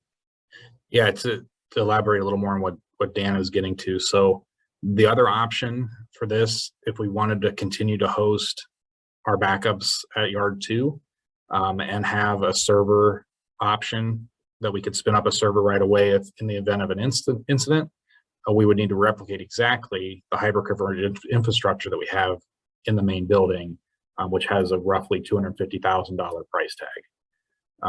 So this is going to be a much more efficient financially method to do exactly what we need to do. The next one on there is another big one. So we've had a lot of, Commissioner Yamas, go ahead. So just for clarification, so the savings would be in the clarification process, right? So the savings is not necessarily in the cost of the backups, right? Because I understand the backup system. So we're going to be switching the backup systems for the disaster recovery from a cloud opposed to the physical. Yeah, so we're switching, instead of implementing a whole redundant server system out at Southeast. Yes. Sorry, my phone keeps ringing. Instead of implementing a whole server system out at Southeast, we're choosing to move that to the cloud. If we were to do it at Southeast, we would have to mimic exactly what we have in the server room now. And that's where we would run into that $250,000 price tag for that hardware. With putting the virtual servers in the cloud, it really reduces that cost. It'd be a one-time cost of $10,000 for the appliance to put here on site, but then it would only be $1,600 monthly to host it in the cloud with Datto. Okay, so and the cost now for the way that we do it monthly. So I get the long term. Sure. You know, in the case of a disaster, the cost is considerably less. Sure. So the monthly, is there a savings monthly, or is that an added thing that we'd be looking at? So we don't currently have a monthly fee with our current setup. We do have some, and I'm not sure liability is the right word, but there are some vulnerability issues. Vulnerability, yes, thank you. There's some vulnerabilities with the way that we're set up at the moment. Like I was saying earlier, if something happens in that room and the hardware is rendered useless, we're going to be down until we can order new hardware. So that is a problem we need to fix. While we don't have a monthly cost at the moment, the way to fix that is to either have a local copy of that same hardware at Yard 2 or to put it into the cloud. So the cloud is a much more reasonable financially option than replicating what we have out at Southeast. Okay, and thanks for clarifying. Yeah, and again, it's going to make it a lot better in the event of a ransomware attack. The attackers will not be able to reach that data either. So we could restore to the previous day and only be down a day's worth instead of, a month's worth, or heaven forbid, paying the ransom. Right. Which could be millions. So that's why we're looking to put this into the cloud. Awesome. Thank you. You're welcome. Any other questions on that? Okay. So another cloud solution is for our phone system. So our current phone system, we were using Avaya. We ran into a lot of issues prior to COVID, but then COVID really accented or really brought to light a lot of the other issues we had with it. So at the moment, with staff that are working remotely, they need to twin, or what's called twinning, their phone to their cell phones. Whenever their desk phone rings, their cell phone also rings. While it's not a big deal for staff with road commission phones, it does become kind of an issue with staff that do not have road commission phones. We're asking them to use their own data, and it's not always the most reliable. There's some tricky parts in there. If you decline the call from your personal cell, then it goes to your personal voicemail. We had some issues with Emily's team where that was happening, answering the public line. So the member of the public would call in. If one of the people in the call tree hit decline, it would go to their personal voicemail instead of the road commission voicemail. The system's also gone down. I think I counted 12 times in the last 2 years, where it's a couple of those have been the same network hard frying. We need to replace that. It's been about $3,000 to $4,000 to have that replaced. So the phone system is not great. So what we're looking at is, since we're already heavily invested in Microsoft Teams, it makes sense to move forward with Microsoft's cloud phone system. So what that would mean is anybody with a road commission laptop could make a regular phone call directly from the laptop and use a headset like I'm using today. Or if they need a physical handset on their desk, we can get that for them too. So what this would also enable is anyone that's working remotely all they need is an internet connection, and they have a road commission phone line. It would also allow our foremen that are out in the field, if they call, they could use the Teams app on their cell phone. They could call a member of the public, and it would show as the road commission main number instead of their personal cell number. That was a feature that Avaya had for a while and then ended up taking away from us. So previously, the foreman could call the public and it would show as the main 1500 number of the road commission. Avaya took that feature away. And then now when they call the public, all of a sudden the public has our foreman's direct cell phone number, which is not ideal. So it's going to solve a lot of issues for us. We have ordered a few proof of concept devices that IT is going to do some testing on, and then we'll make a final presentation to the directors and make sure that this is the route that we want to go. But I envision this being a much better solution than the Avaya system. Any questions there? Okay, last slide, upcoming projects. So those last two, the new backup system and the Avaya system, those are absolutely going to bleed over into 2022.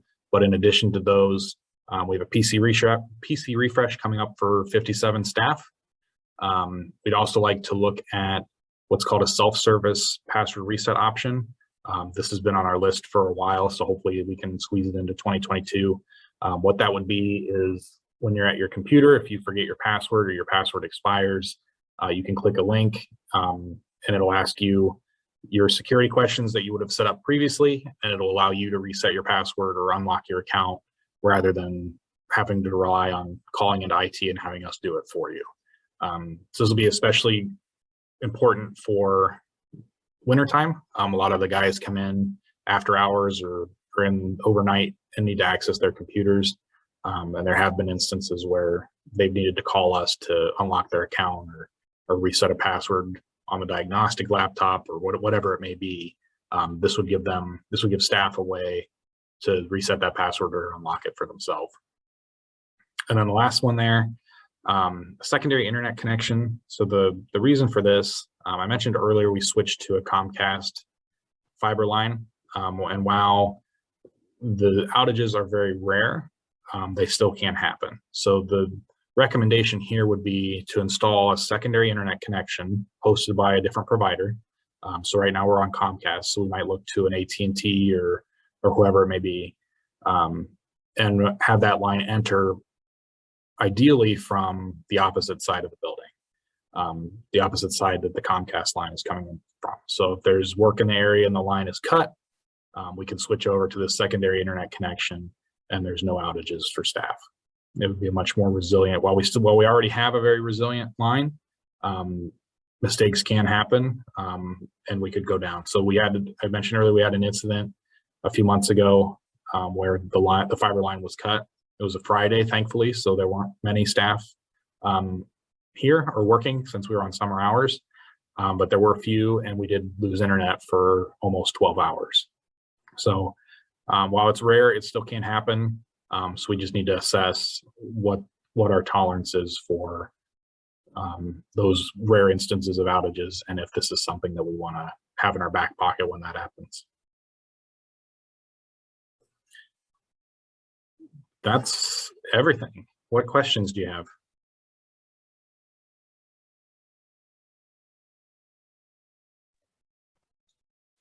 Chris, I think you've been very thorough, and I think we've had lots of good questions throughout the presentation. So if we don't have any questions right now, it's probably not a big surprise. Good deal. Well, I will say again, I'm always here. Josh is always here. One of us is always on site. I'm more than happy to give you a tour of the data rooms or show you more. It'd make a little more sense in person to kind of see where things are coming in, and I can explain it a little better when I can actually point to things and physically show you rather than picture. Pictures are great, but they only go so far. So if anyone would like more information or more information prior to 2018, I'm more than happy to talk with you. Great. Thank you so much, Chris. Appreciate that. Welcome. Thank you. So Commissioner Fuller, I guess the question next is, do we want a break or do we want to continue to move forward with the agenda? I think it would be good for us to take a 5-minute, 10-minute break here so people can get up and stretch. We've kind of been glued to our screens here for a couple of hours. So let's be back here by 10:45, please.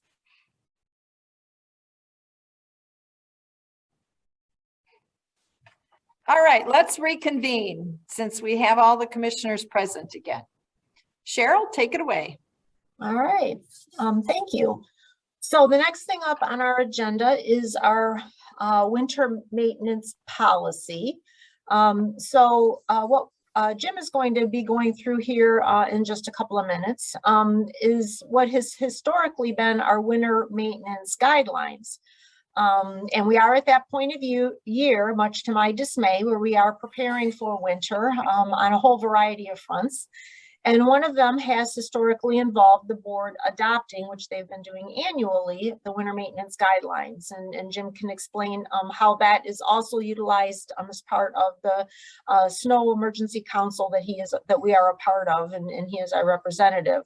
But as we were talking through this process, specifically with Commissioner Barb Fuller, she's sort of asked, well, why are we doing this? Isn't that a policy, which of course is typically what the board is doing as a policy making body. So it said, okay, so Jim and I talked about that a little bit and said, you know what, that actually makes sense. We haven't had a lot of changes of late with our winter maintenance guidelines, so to speak. And so it does make the most sense for this board to adopt this as a policy like we do with so many other things. And then clearly in the future, should there be any changes that are necessary to reflect the current way that we would be doing business, then we would certainly bring those back to this board and request that there be changes to the policy at that time. So that is why it is before you today. Thought it was also a good opportunity for Jim to go through what, again, has historically been our guidelines, although they haven't really changed. It's a good refresher as we're going to be heading into that winter season here shortly. So with that, I'd be happy to hand it over to Jim. Thanks, Cheryl. Well, just to whet your appetite, yes, winter is coming, and this picture is a picture from Monday morning. We have completed deliveries of our pre-winter salt stockpiling here at the main yard. The trucking company is delivering salt at Northeast Service Center at this time. So this was a snapshot taken Monday morning of our efforts. And there were 80 of those gravel trains that came in and out of that dome delivering salt. They put no less than 4,000 tons. And Cheryl, it was a little more than I quoted this morning when we toured the facility. There's just slightly over 7,000 tons on hand in that salt dome right now. So I'm very pleased with that. I'm pleased with the timing, and it sets us up well for the beginning of winter, which is typically mid-November. And a quick shot of the inventory that's in there, what it looks like in the dome. I shared pictures of the dome during working session last in terms of the physical structure. This is a picture of the stockpile. The pile is slightly bigger as of this morning in the tour that I made with Cheryl. Couple of perspectives. We've allowed for some space here for us to eventually mid-November back our dump trucks in there and load them undercover in the dome. Allows our large loader to be able to articulate and move around. Our operator has been doing this for about 30 years, highly skilled. Paul Robinson constructed a ramp so he could drive up on top of this pile and build this pile up without contacting the shell, without any of the material sliding down and loading the shell. So I'm just really proud of Paul and his expertise and capabilities. Highly skilled heavy equipment operator. Couple more photos. Pile, this is a mixture of abrasive sand and salt left over from last year, and we'll undoubtedly be using that based on conditions. Again, you can see this area where Paul went up the ramp. And then my little teeny F-150 there just outside the dome, picture from the top of the pile. So why is the salt blue? It's coated with an anti-caking agent at Detroit Salt Company. in order to prevent it from balling up into a large mass. It helps the salt flow and be workable for our purposes when we put it in the truck, and so that it properly comes out and we can spread it on the road where we need to use it. So any questions about that operation? Excellent. Great segue into the main event. Again, excited to review our level of service guidelines for winter maintenance. It's very important. And before I turn that screen on, looking back, our board has been reviewing and approving our winter maintenance guidelines on an annual basis prior to winter for no less than 30 years, probably a little longer, but the records that I have show that on an annual basis. They have evolved over time. Back in 2006, you may recall, we had some very difficult economic conditions, and the board had to make some really were painful level of service adjustments in many of our services. And it included winter, and at that time put some constraints on the amount of overtime that we were expending in winter. And it did help. It was difficult. It was painful for the motorists, our traveling public, and for us. But we weathered that storm, so to speak. We got through that. Financial conditions have certainly improved since that period of time. We've been able to elevate our level of service since then. Historically, we had 5 priorities. We've been a contract county for MDOT since just after World War II. So we've been performing maintenance on the state highways in Washtenaw County for many, many years, in addition to our county road system. And the prioritization has always been, and I think rightly so, based on traffic volumes and roadway, highway level of importance, with the state trunk line highways being of utmost importance in combination with our paved primary system. So you're really thinking of the backbone of our public road system in Washtenaw County. That is our first priority when it comes to winter maintenance, and it makes sense. That's where the most traffic volumes are. That's where the majority of goods and services are moved, the majority of the motorists are. And then we would, after we've addressed those roadways, we would move on to the secondary system, ultimately getting to our unpaved road system and our residential streets. If you think about it, if we did it, if we flipped that and did, let's say, the subdivision streets first, that'd be wonderful, but you wouldn't be able to get anywhere. And it also counterintuitive, you got emergency responders coming from, let's say, U of M Hospital trying to get to a residential community.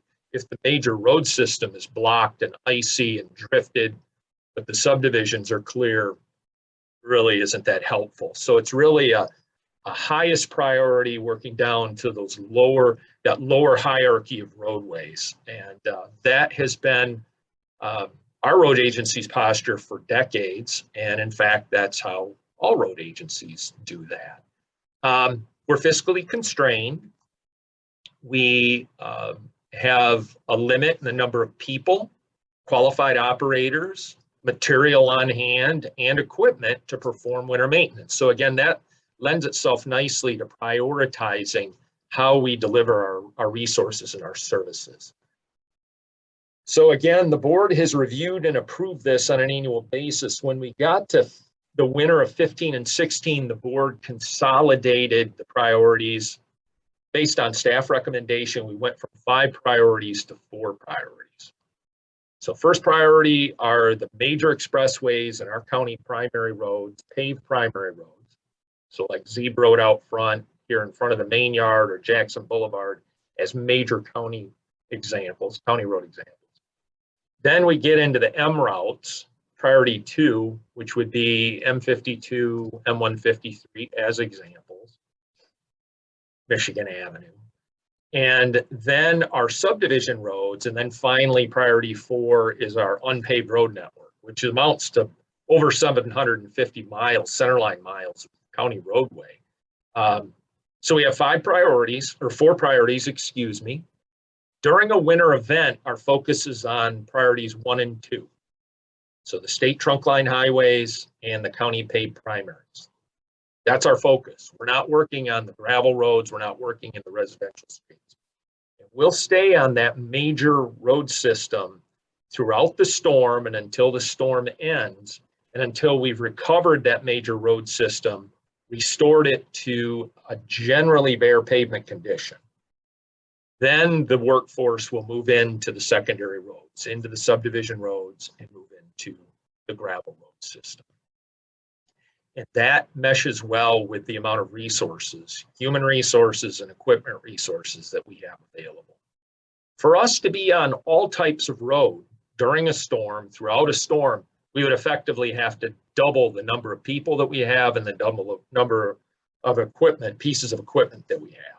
And that's simply cost prohibitive. We're not in a position to provide that level of service. Another alternative has been, well, contract part of this. Okay, that's not free. That contracted service would come at cost. I suppose if the community wanted that level of service and the community is willing to pay for that level of service, that is feasible. But in this circumstance right now, there is a significant lack of commercial drivers. So at this moment, that idea might seem feasible, but actually being able to get under contract was something we could rely upon, be a whole nother matter entirely in the current environment that we're finding ourselves in. So why come to now? As Cheryl said, you know, these have been guidelines, very important guidelines. Winter is of utmost importance to us, winter maintenance. It's all about mobility, keeping people, goods and services, emergency response moving on our public road system throughout a winter event and certainly shortly after it concludes. There's a lot of flexibility in this so that you've afforded myself and our staff the ability to adapt to circumstances. And every winter storm has its own peculiar set of circumstances. So we've been fortunate to be able to adapt to that based on your guidance. I believe that we need to have a board-approved level of service for winter maintenance. That's important to be able to count upon your authority and your direction and have something formal that we can stand upon to help guide us in delivering service. I'm going to share my screen now of the draft document. And you should have received that previously. Basically, it serves as an instrument to guide me and our superintendents and our foremen and our operators and drivers in how we go about prioritizing our limited resources, our fiscally constrained resources in clearing snow and ice. I did mention that we also maintain the state trunk lines in Washtenaw County. The board last meeting approved a new contract with MDOT. So these level of service criteria include that service for MDOT as well as the county road system. MDOT helps fund a night patrol crew that we deploy from latter part of November through mid-March for professionals of our organization that work nights, basically from 8 p.m. in the evening until 4:30 in the morning. 5 days a week is their normal schedule. And we have the flexibility of calling them in early or extending their workday as necessary to complement the day crew, which is the majority of the workforce.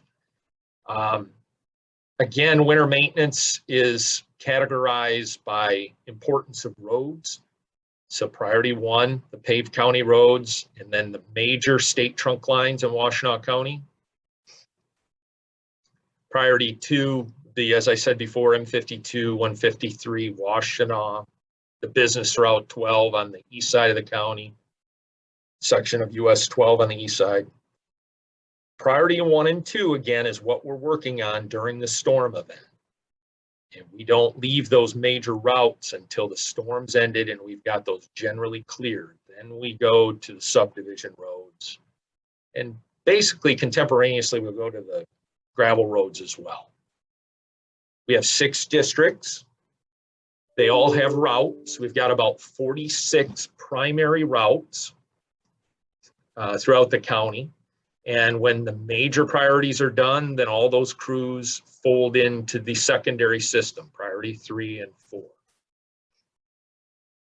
And I work very closely with our staff, monitoring National Weather Service, Emergency Operations Center, direct observation of prevailing conditions and forecasted conditions to adjust our plan, adjust our resource deployment so we can be as effective and as productive as possible. Another part, many of us on this meeting recall the blizzard of 1978 that affected the Midwest. It buried the better part of the Midwest. Washtenaw County was not spared. It was over 2 feet of snowfall with significant blowing and drifting, truly a blizzard event. Significant drifting, major roads, local roads plugged shut, and it was quite an ordeal to clear all of that.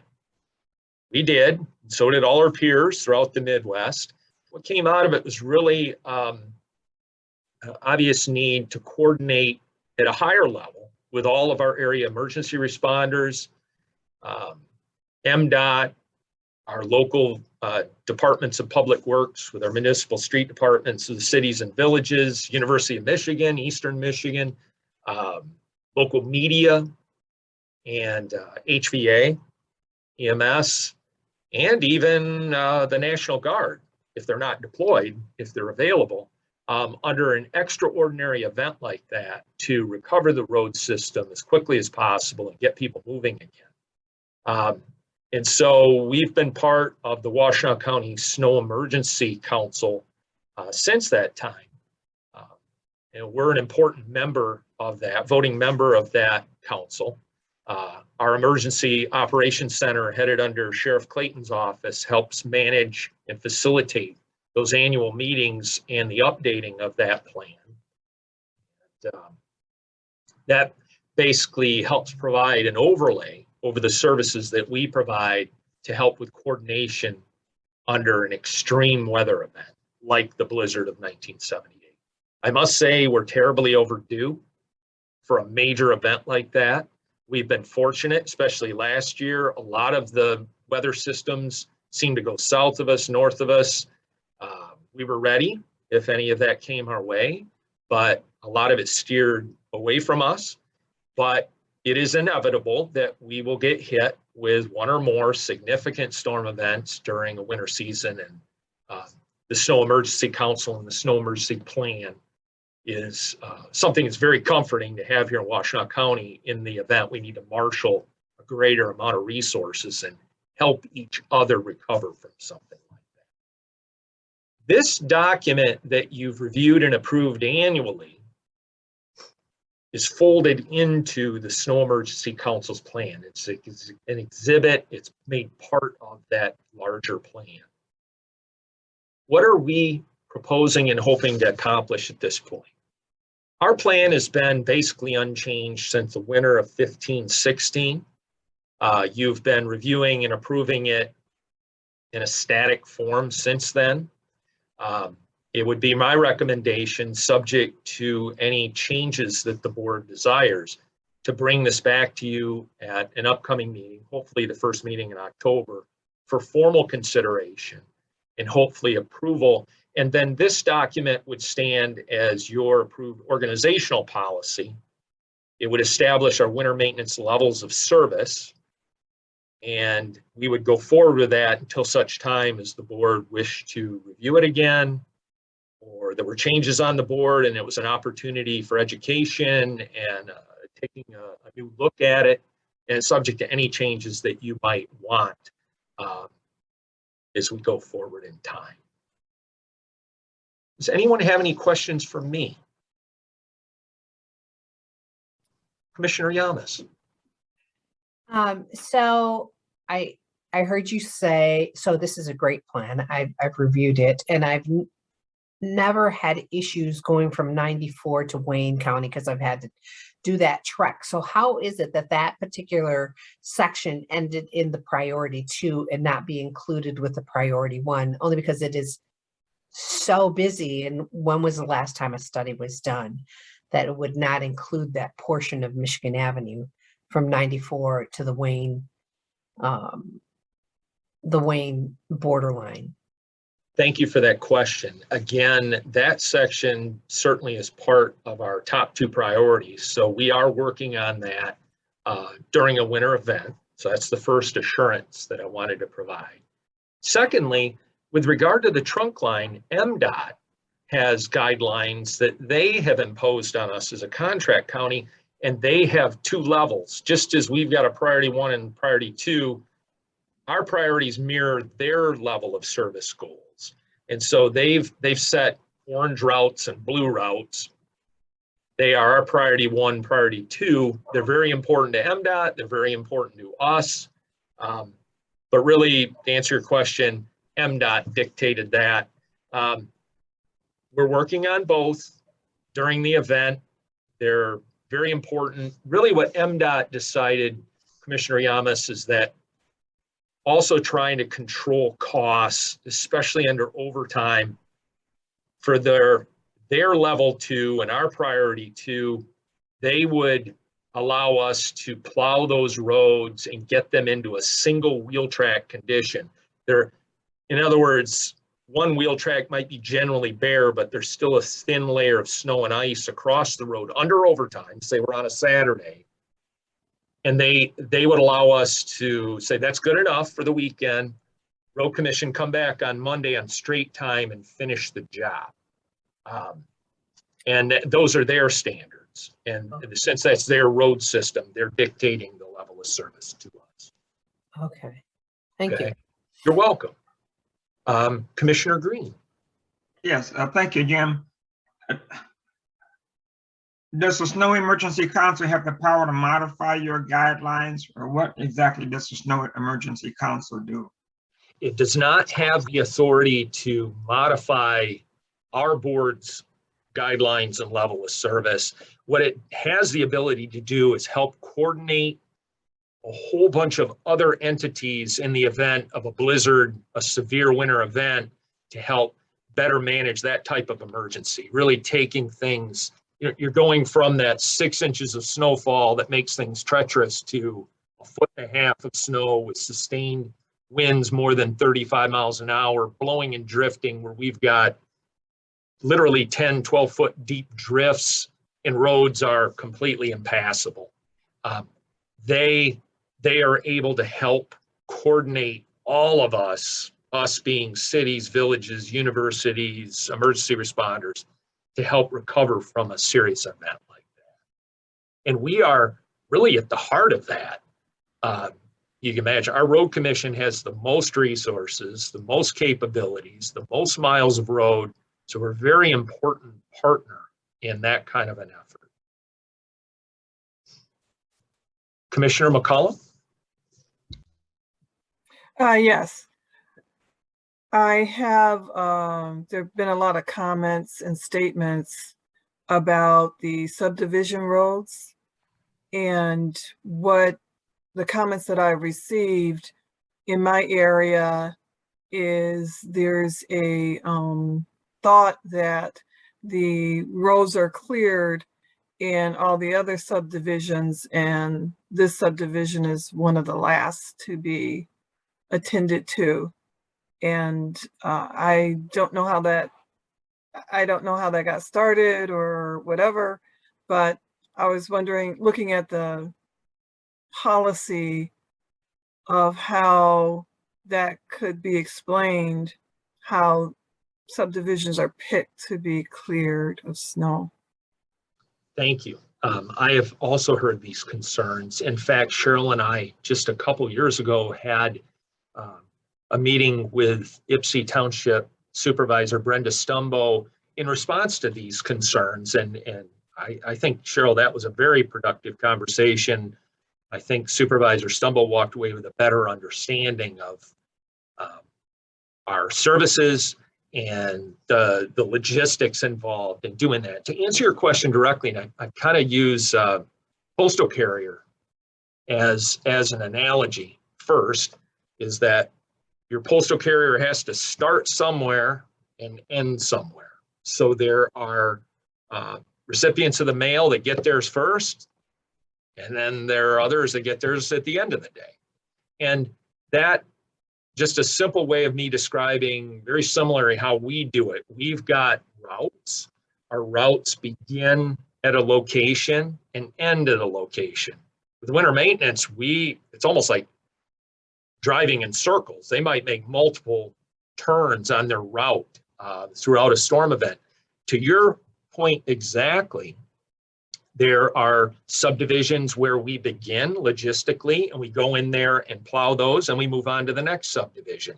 And there's a logic to it. It's based on proximity to our yard, where our fuel is, where our salt and sand is located, our location of equipment repair. And so we'll venture out from that yard and we'll begin to go, when we decide to go into subdivisions, we start at a subdivision, then we move on to another subdivision. We've got multiple drivers that have several subdivisions that they're responsible for. It's very dynamic. It takes time to clear those roads and then move on to the next neighborhood and clear those roads.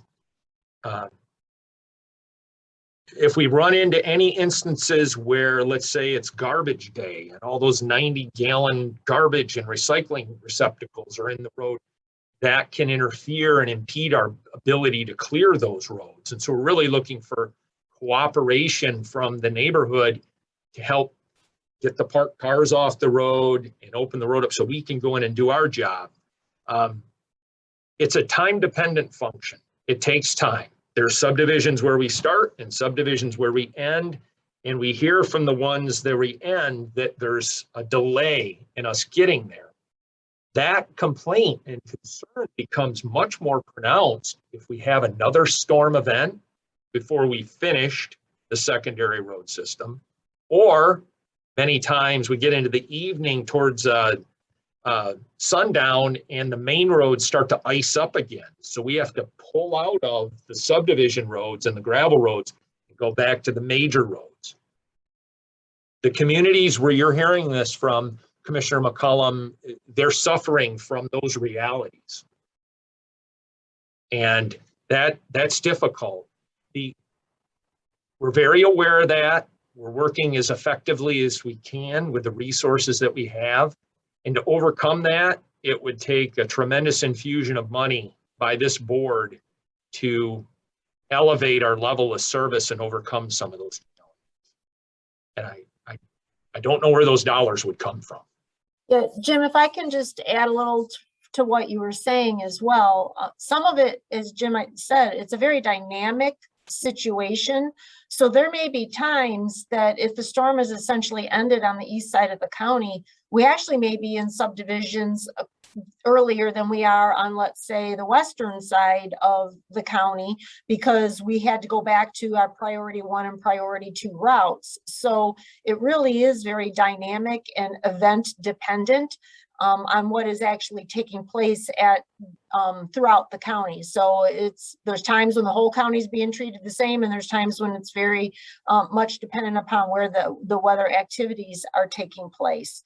We also, resource-wise, and correct me if I'm wrong, Jim, when we did sit down with Brenda, we usually have between 10 and 14 trucks that are in Ypsilanti Township or in that area attending. When Jim said we have 46 trucks countywide, so we actually do deploy a fair amount of resource into Ypsilanti Township.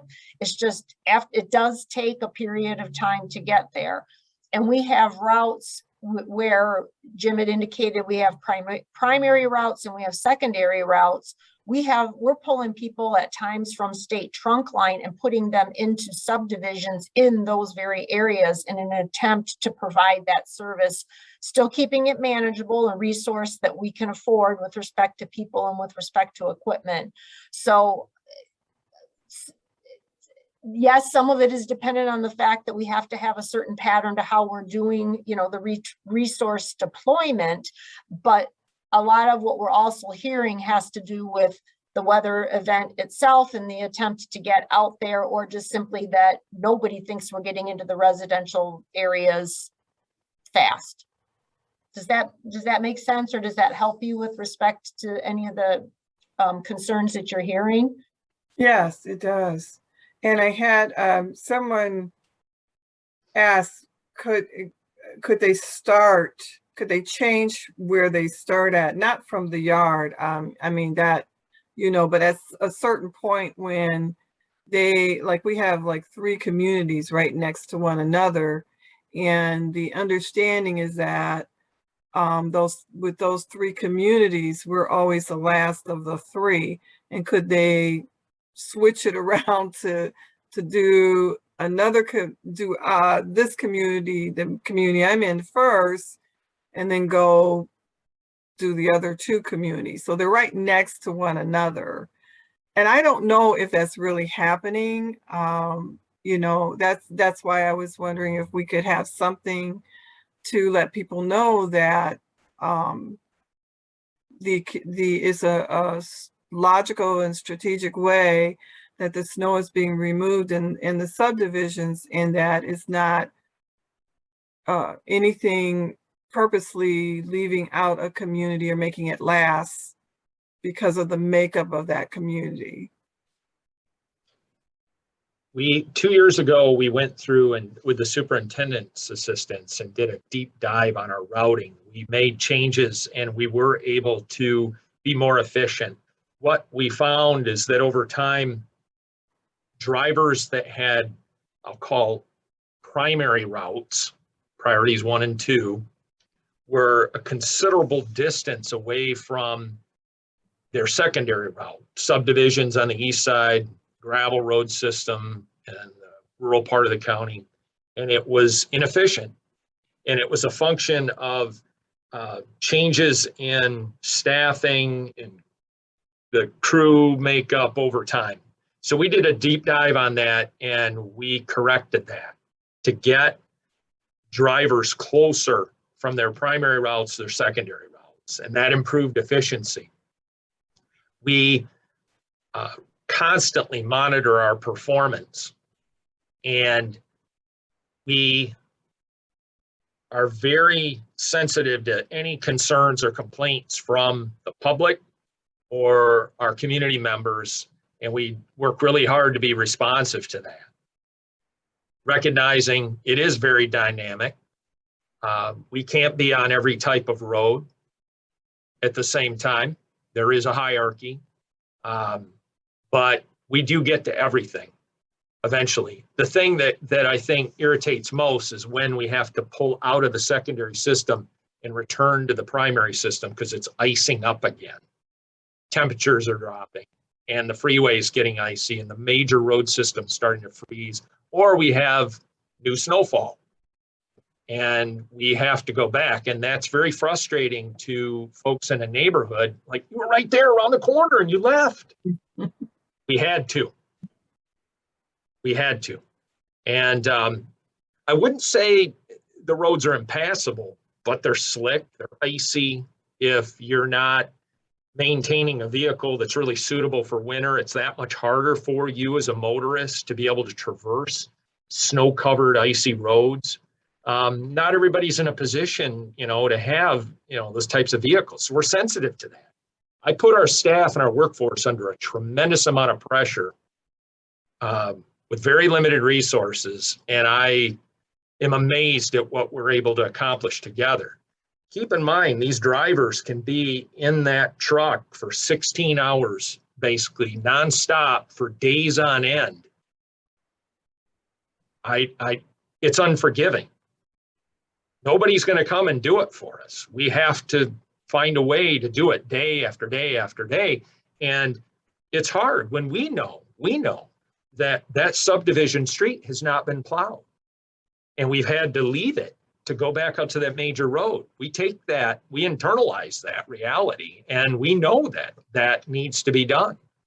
But we have to maintain our discipline and our focus on the priorities that have been outlined in this criteria.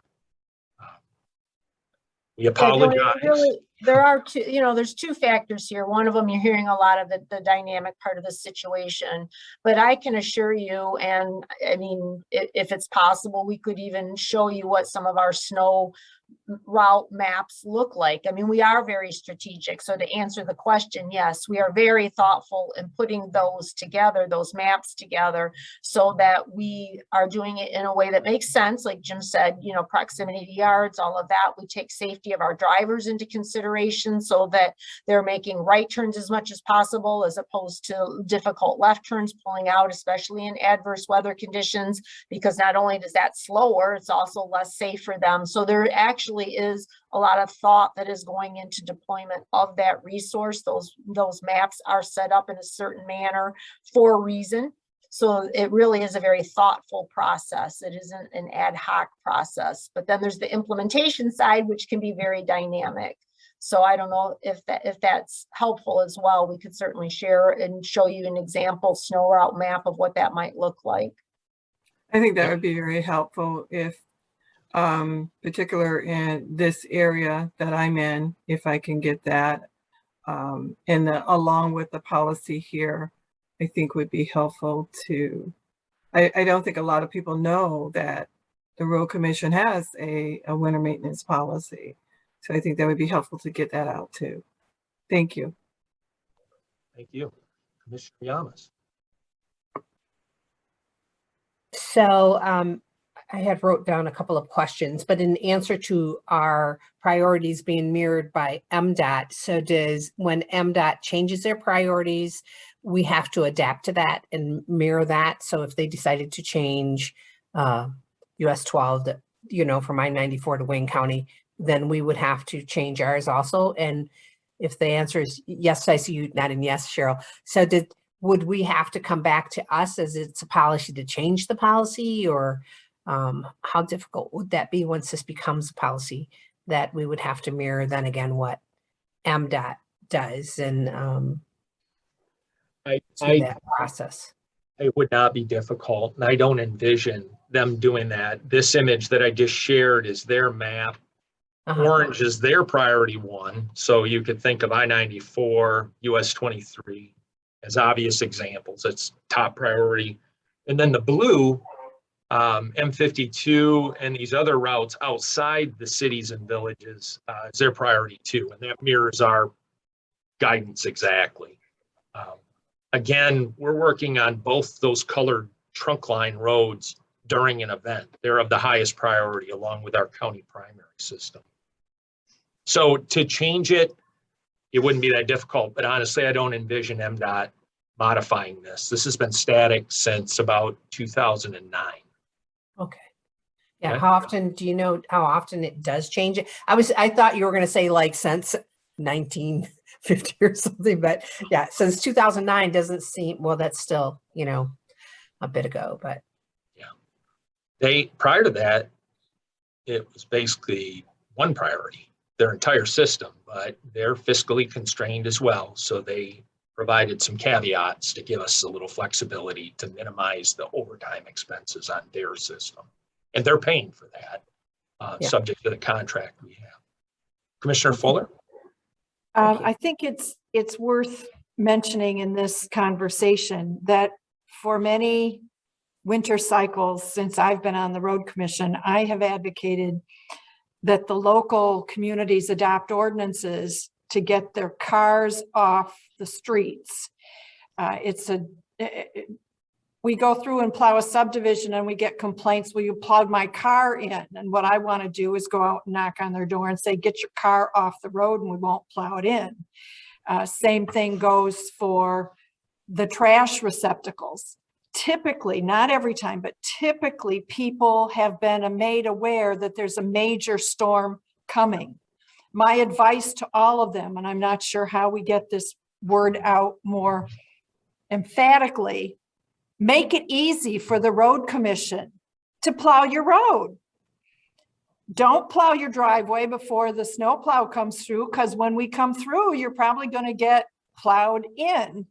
I mean, use your head, right? So get your cars off the road, get your trash receptacles off the street. If you're not happy with how quickly we get there, hire somebody else to do it. Get a private contractor, get your neighborhood together to do that. That's not financially feasible for many neighborhoods, and I understand that. We have priorities, but they're not based on favoritism. And I want to be clear, there's a real distinction there.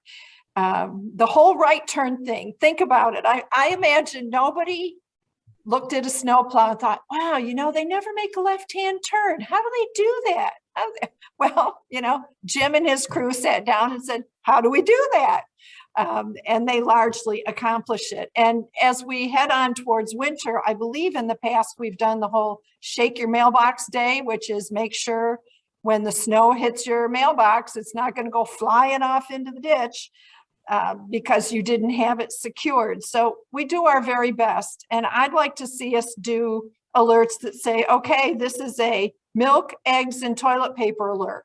Get those things, make sure that you're going to be okay if there's a big snow event and we don't get to you for 2 or 3 days. I live that way. I'm on a dirt road. My road is one of the last, and I understand why. And I've always just thought, okay, big snowstorm coming. Do we have what we need to get through a few days? The pandemic, if there's a silver lining, people now know how to work remotely. They're comfortable with it. They've planned for it. They've adapted to it. And it's only going to get better in that sense because of the build out that's coming on broadband. But people need to take some responsibility for their own circumstances and their neighbors. If you know somebody is elderly and can't get to the store in time for things for a snow, help them out. Pick up an extra half gallon of milk and a loaf of bread and a half dozen eggs for them. We can't be everything to everyone. And sorry if I sound a little defensive or crabby, but I really do lose my patience with people who want us to get to their road first. Meanwhile, we've had police officers die because of icing conditions on our expressways, one of them from Sharon Township some years ago. So there's a reason why we go back to those heavily traveled roads. And our drivers, can you imagine driving 16 hours straight? Thank goodness there's a requirement that they can't go any longer than that, or people would demand that they just keep moving. Do I have that right? They can do 2 8-hour shifts? No, Jim's saying, got it wrong. Because of the nature of our work, we're exempt from those limitations that over-the-road drivers are subject to. We've had ice events, Commissioner Fuller, we've worked 30 hours straight. Freezing rain events, you cannot leave that. You can't walk away from that. So it is very dynamic and dependent upon the prevailing conditions. And that's where I've benefited as your department head from the guidance that you've historically established for me. I can work within this framework to the best of our ability. But it can be very grueling, very, very demanding on our operators and drivers and foremen. We're all out there in it until the job is done. Mm-hmm. And are we doing ride-alongs in these pandemic times? We did not. We would hope that we could resume that at the point that was safe, but at this point we've suspended that. We're trying to minimize the risk to our drivers. We can ill afford for them to be transmitting COVID or contracting COVID on the job. Right. We're down 10 people. We just can't afford that. Right. Yep. Right. Thanks. You're welcome. Commissioner McCollum. Yes.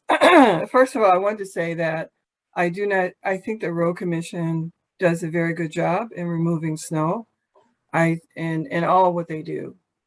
My community cannot afford to hire a separate company. I know that. I wouldn't even suggest that. But that was not the issue in my community. The issue is perception. And the perception is that other areas are being attended to when in their area is being last. And if you educate and give them the truth of what's really happening, that's fine. You know, they would understand why the snow isn't removed in, you know, the time amount they think should be removed.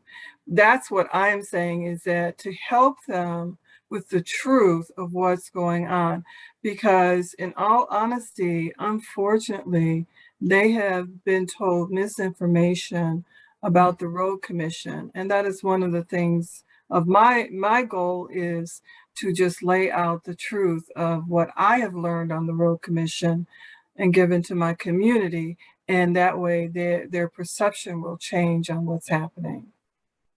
Thank you, and I appreciate that. We have two drivers, just considering the size, the magnitude of the West Willow community. We have two drivers that when they've completed their primary routes and they're ready to go into secondary, are dedicated to that large residential community. One starts on the south side of Tyler, the other on the north. It's not uncommon. One of them will get to Tyler before the other and actually come over to the other side to help their partner finish the job. Any of you that have visited that residential community just understand how many lane miles of roadway exist out there. It's a significant undertaking. And again, Joanne, where I see the frustration, receive it from the community, is when we started and then we stop and we have to leave. And their perception, that's inexplicable. Where are you going? You didn't finish the job. And that those drivers are going back out onto the major road system for cause, hoping to come back and finish the job as soon as circumstances allow them to.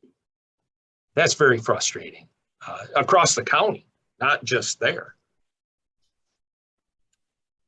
Any other questions that I might be able to answer? Again, I'm hoping to bring this back to you for formal consideration at your next regular meeting in October.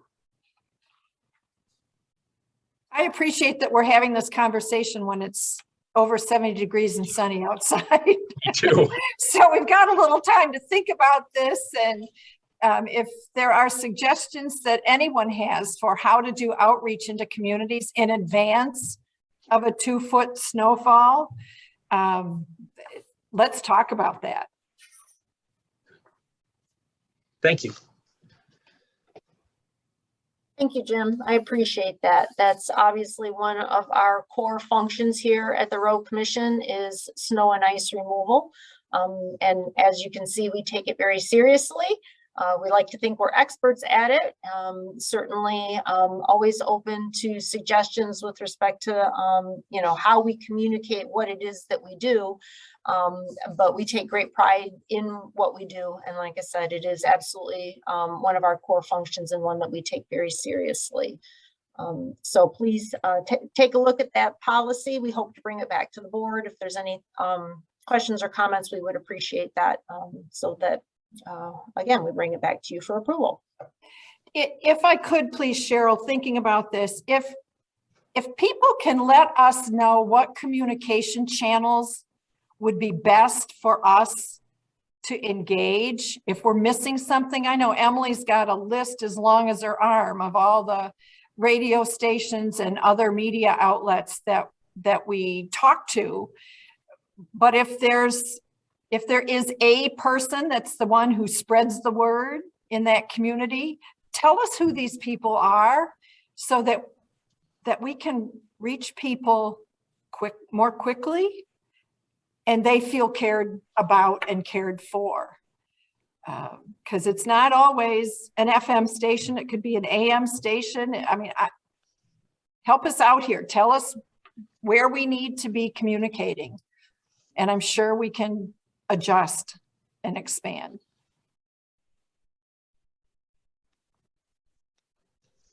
Yeah, thank you. And certainly there's, you know, different information that we can share as well.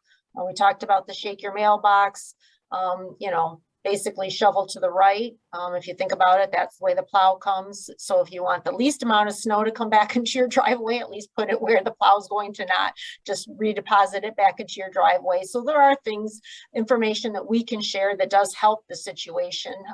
And again, if there's maps or other things that help tell our story, we have that information available. We just need to understand how to best share it.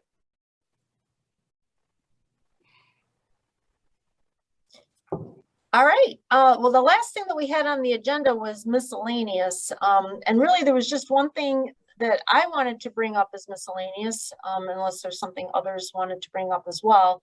And that is this afternoon, we have a variance request the board is being asked to consider. And I don't want to discuss the merits of that particular variance request. I mean, obviously that's for this afternoon. But it has been a while before this this board has actually seen a request for a variance. And I just thought that it was important to run through that procedure on how that works. Work that is done under permit very closely, obviously it's going to follow our procedures and regulations, which were just most recently revised and adopted by this board. As part of that, staff works very hard to try to resolve things with applicants as they come in. But sometimes we don't give an answer that the applicant wants to hear. And so there is an appeal process that is within that document. Again, most of those appeals then they go to the county highway engineer. In this case, that's Matt McDonnell. And so he, again, attempts to resolve as many of those as possible. But if the applicant remains unhappy, there is that final appeal to this board. So when an applicant has made that request, which is what has happened in the packet for this afternoon, staff is going to provide you the background, the history, so that you can see, what was submitted, when it was submitted, and what the response was from staff on that. And then it's probably sort of self-evident that staff's recommendation is going to be denied, because up to this point we have denied, the request, but they do have the right. And there may be some information that they present that staff's looking at it one way, that the board may look at it in a different light.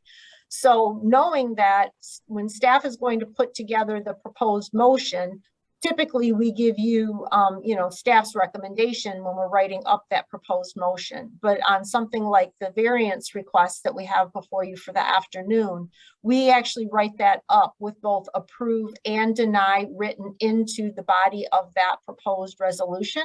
And that is so that the board can deliberate and come to its own conclusion. And while you know staff's recommendation that is in the write-up, we want the board to go into it with an open mind, to listen to that applicant, and then to make that recommendation without staff having written that in as approve or deny. And we will do that on any of the requests for waivers that would come before the board. Does that make sense? I know that was a little bit confusing. I don't think that you've seen that write-up or a write-up similar to that, at least in a while. Commissioner Green? Just kind of curious, what is the appeal process beyond the board? That Any is the court of final. your choice. That is the final decision. Okay, I mean, does an applicant then have the right to go to court or not really? I'm just curious. Applicants always have the right to go to court. Correct. I mean, I would think anybody can attempt to sue anybody on any given day. I'm not sure what they would be suing us for, but I would assume they have the right to do that if they so choose. That's it. All right. And actually, we have seen that. We do have one instance of that, and that was on Hewitt Road, where we denied a driveway. Thank you. Any other questions? Okay, I just wanted to highlight that, since that was a little different than what you normally see before you. Well, Commissioner Fuller, I think that's it from staff side of things. Okay.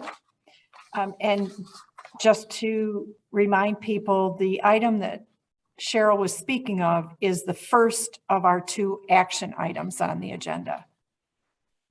So if you wanted to take a look at that, if you haven't already, but if you want to refresh your memory, when that motion is made, it will either need to be to approve the waiver or deny the waiver. Those are our choices. Anything before we consider adjourning? All right, I would entertain a motion to adjourn. Madam Chair, I motion to adjourn the meeting. Is there a second? Second. Thank you. All those in favor of adjournment, please say aye or raise your hand. Commissioner Fuller, we need to do a roll call vote. Oh, you're right. I'm sorry. Go ahead. Aaron, roll call. Did I get that right? Yes. The Commissioner Joanne McCullum, Yes. Commissioner Rod Green, Yes. I think you might be muted. Oh, Commissioner Rod Green, Yes. Commissioner Doug Fuller, Aye. Commissioner Gloria Yamas, Yes. and Commissioner Barb Fuller. Yes. We are adjourned until 1 o'clock. See you in about an hour and a little bit.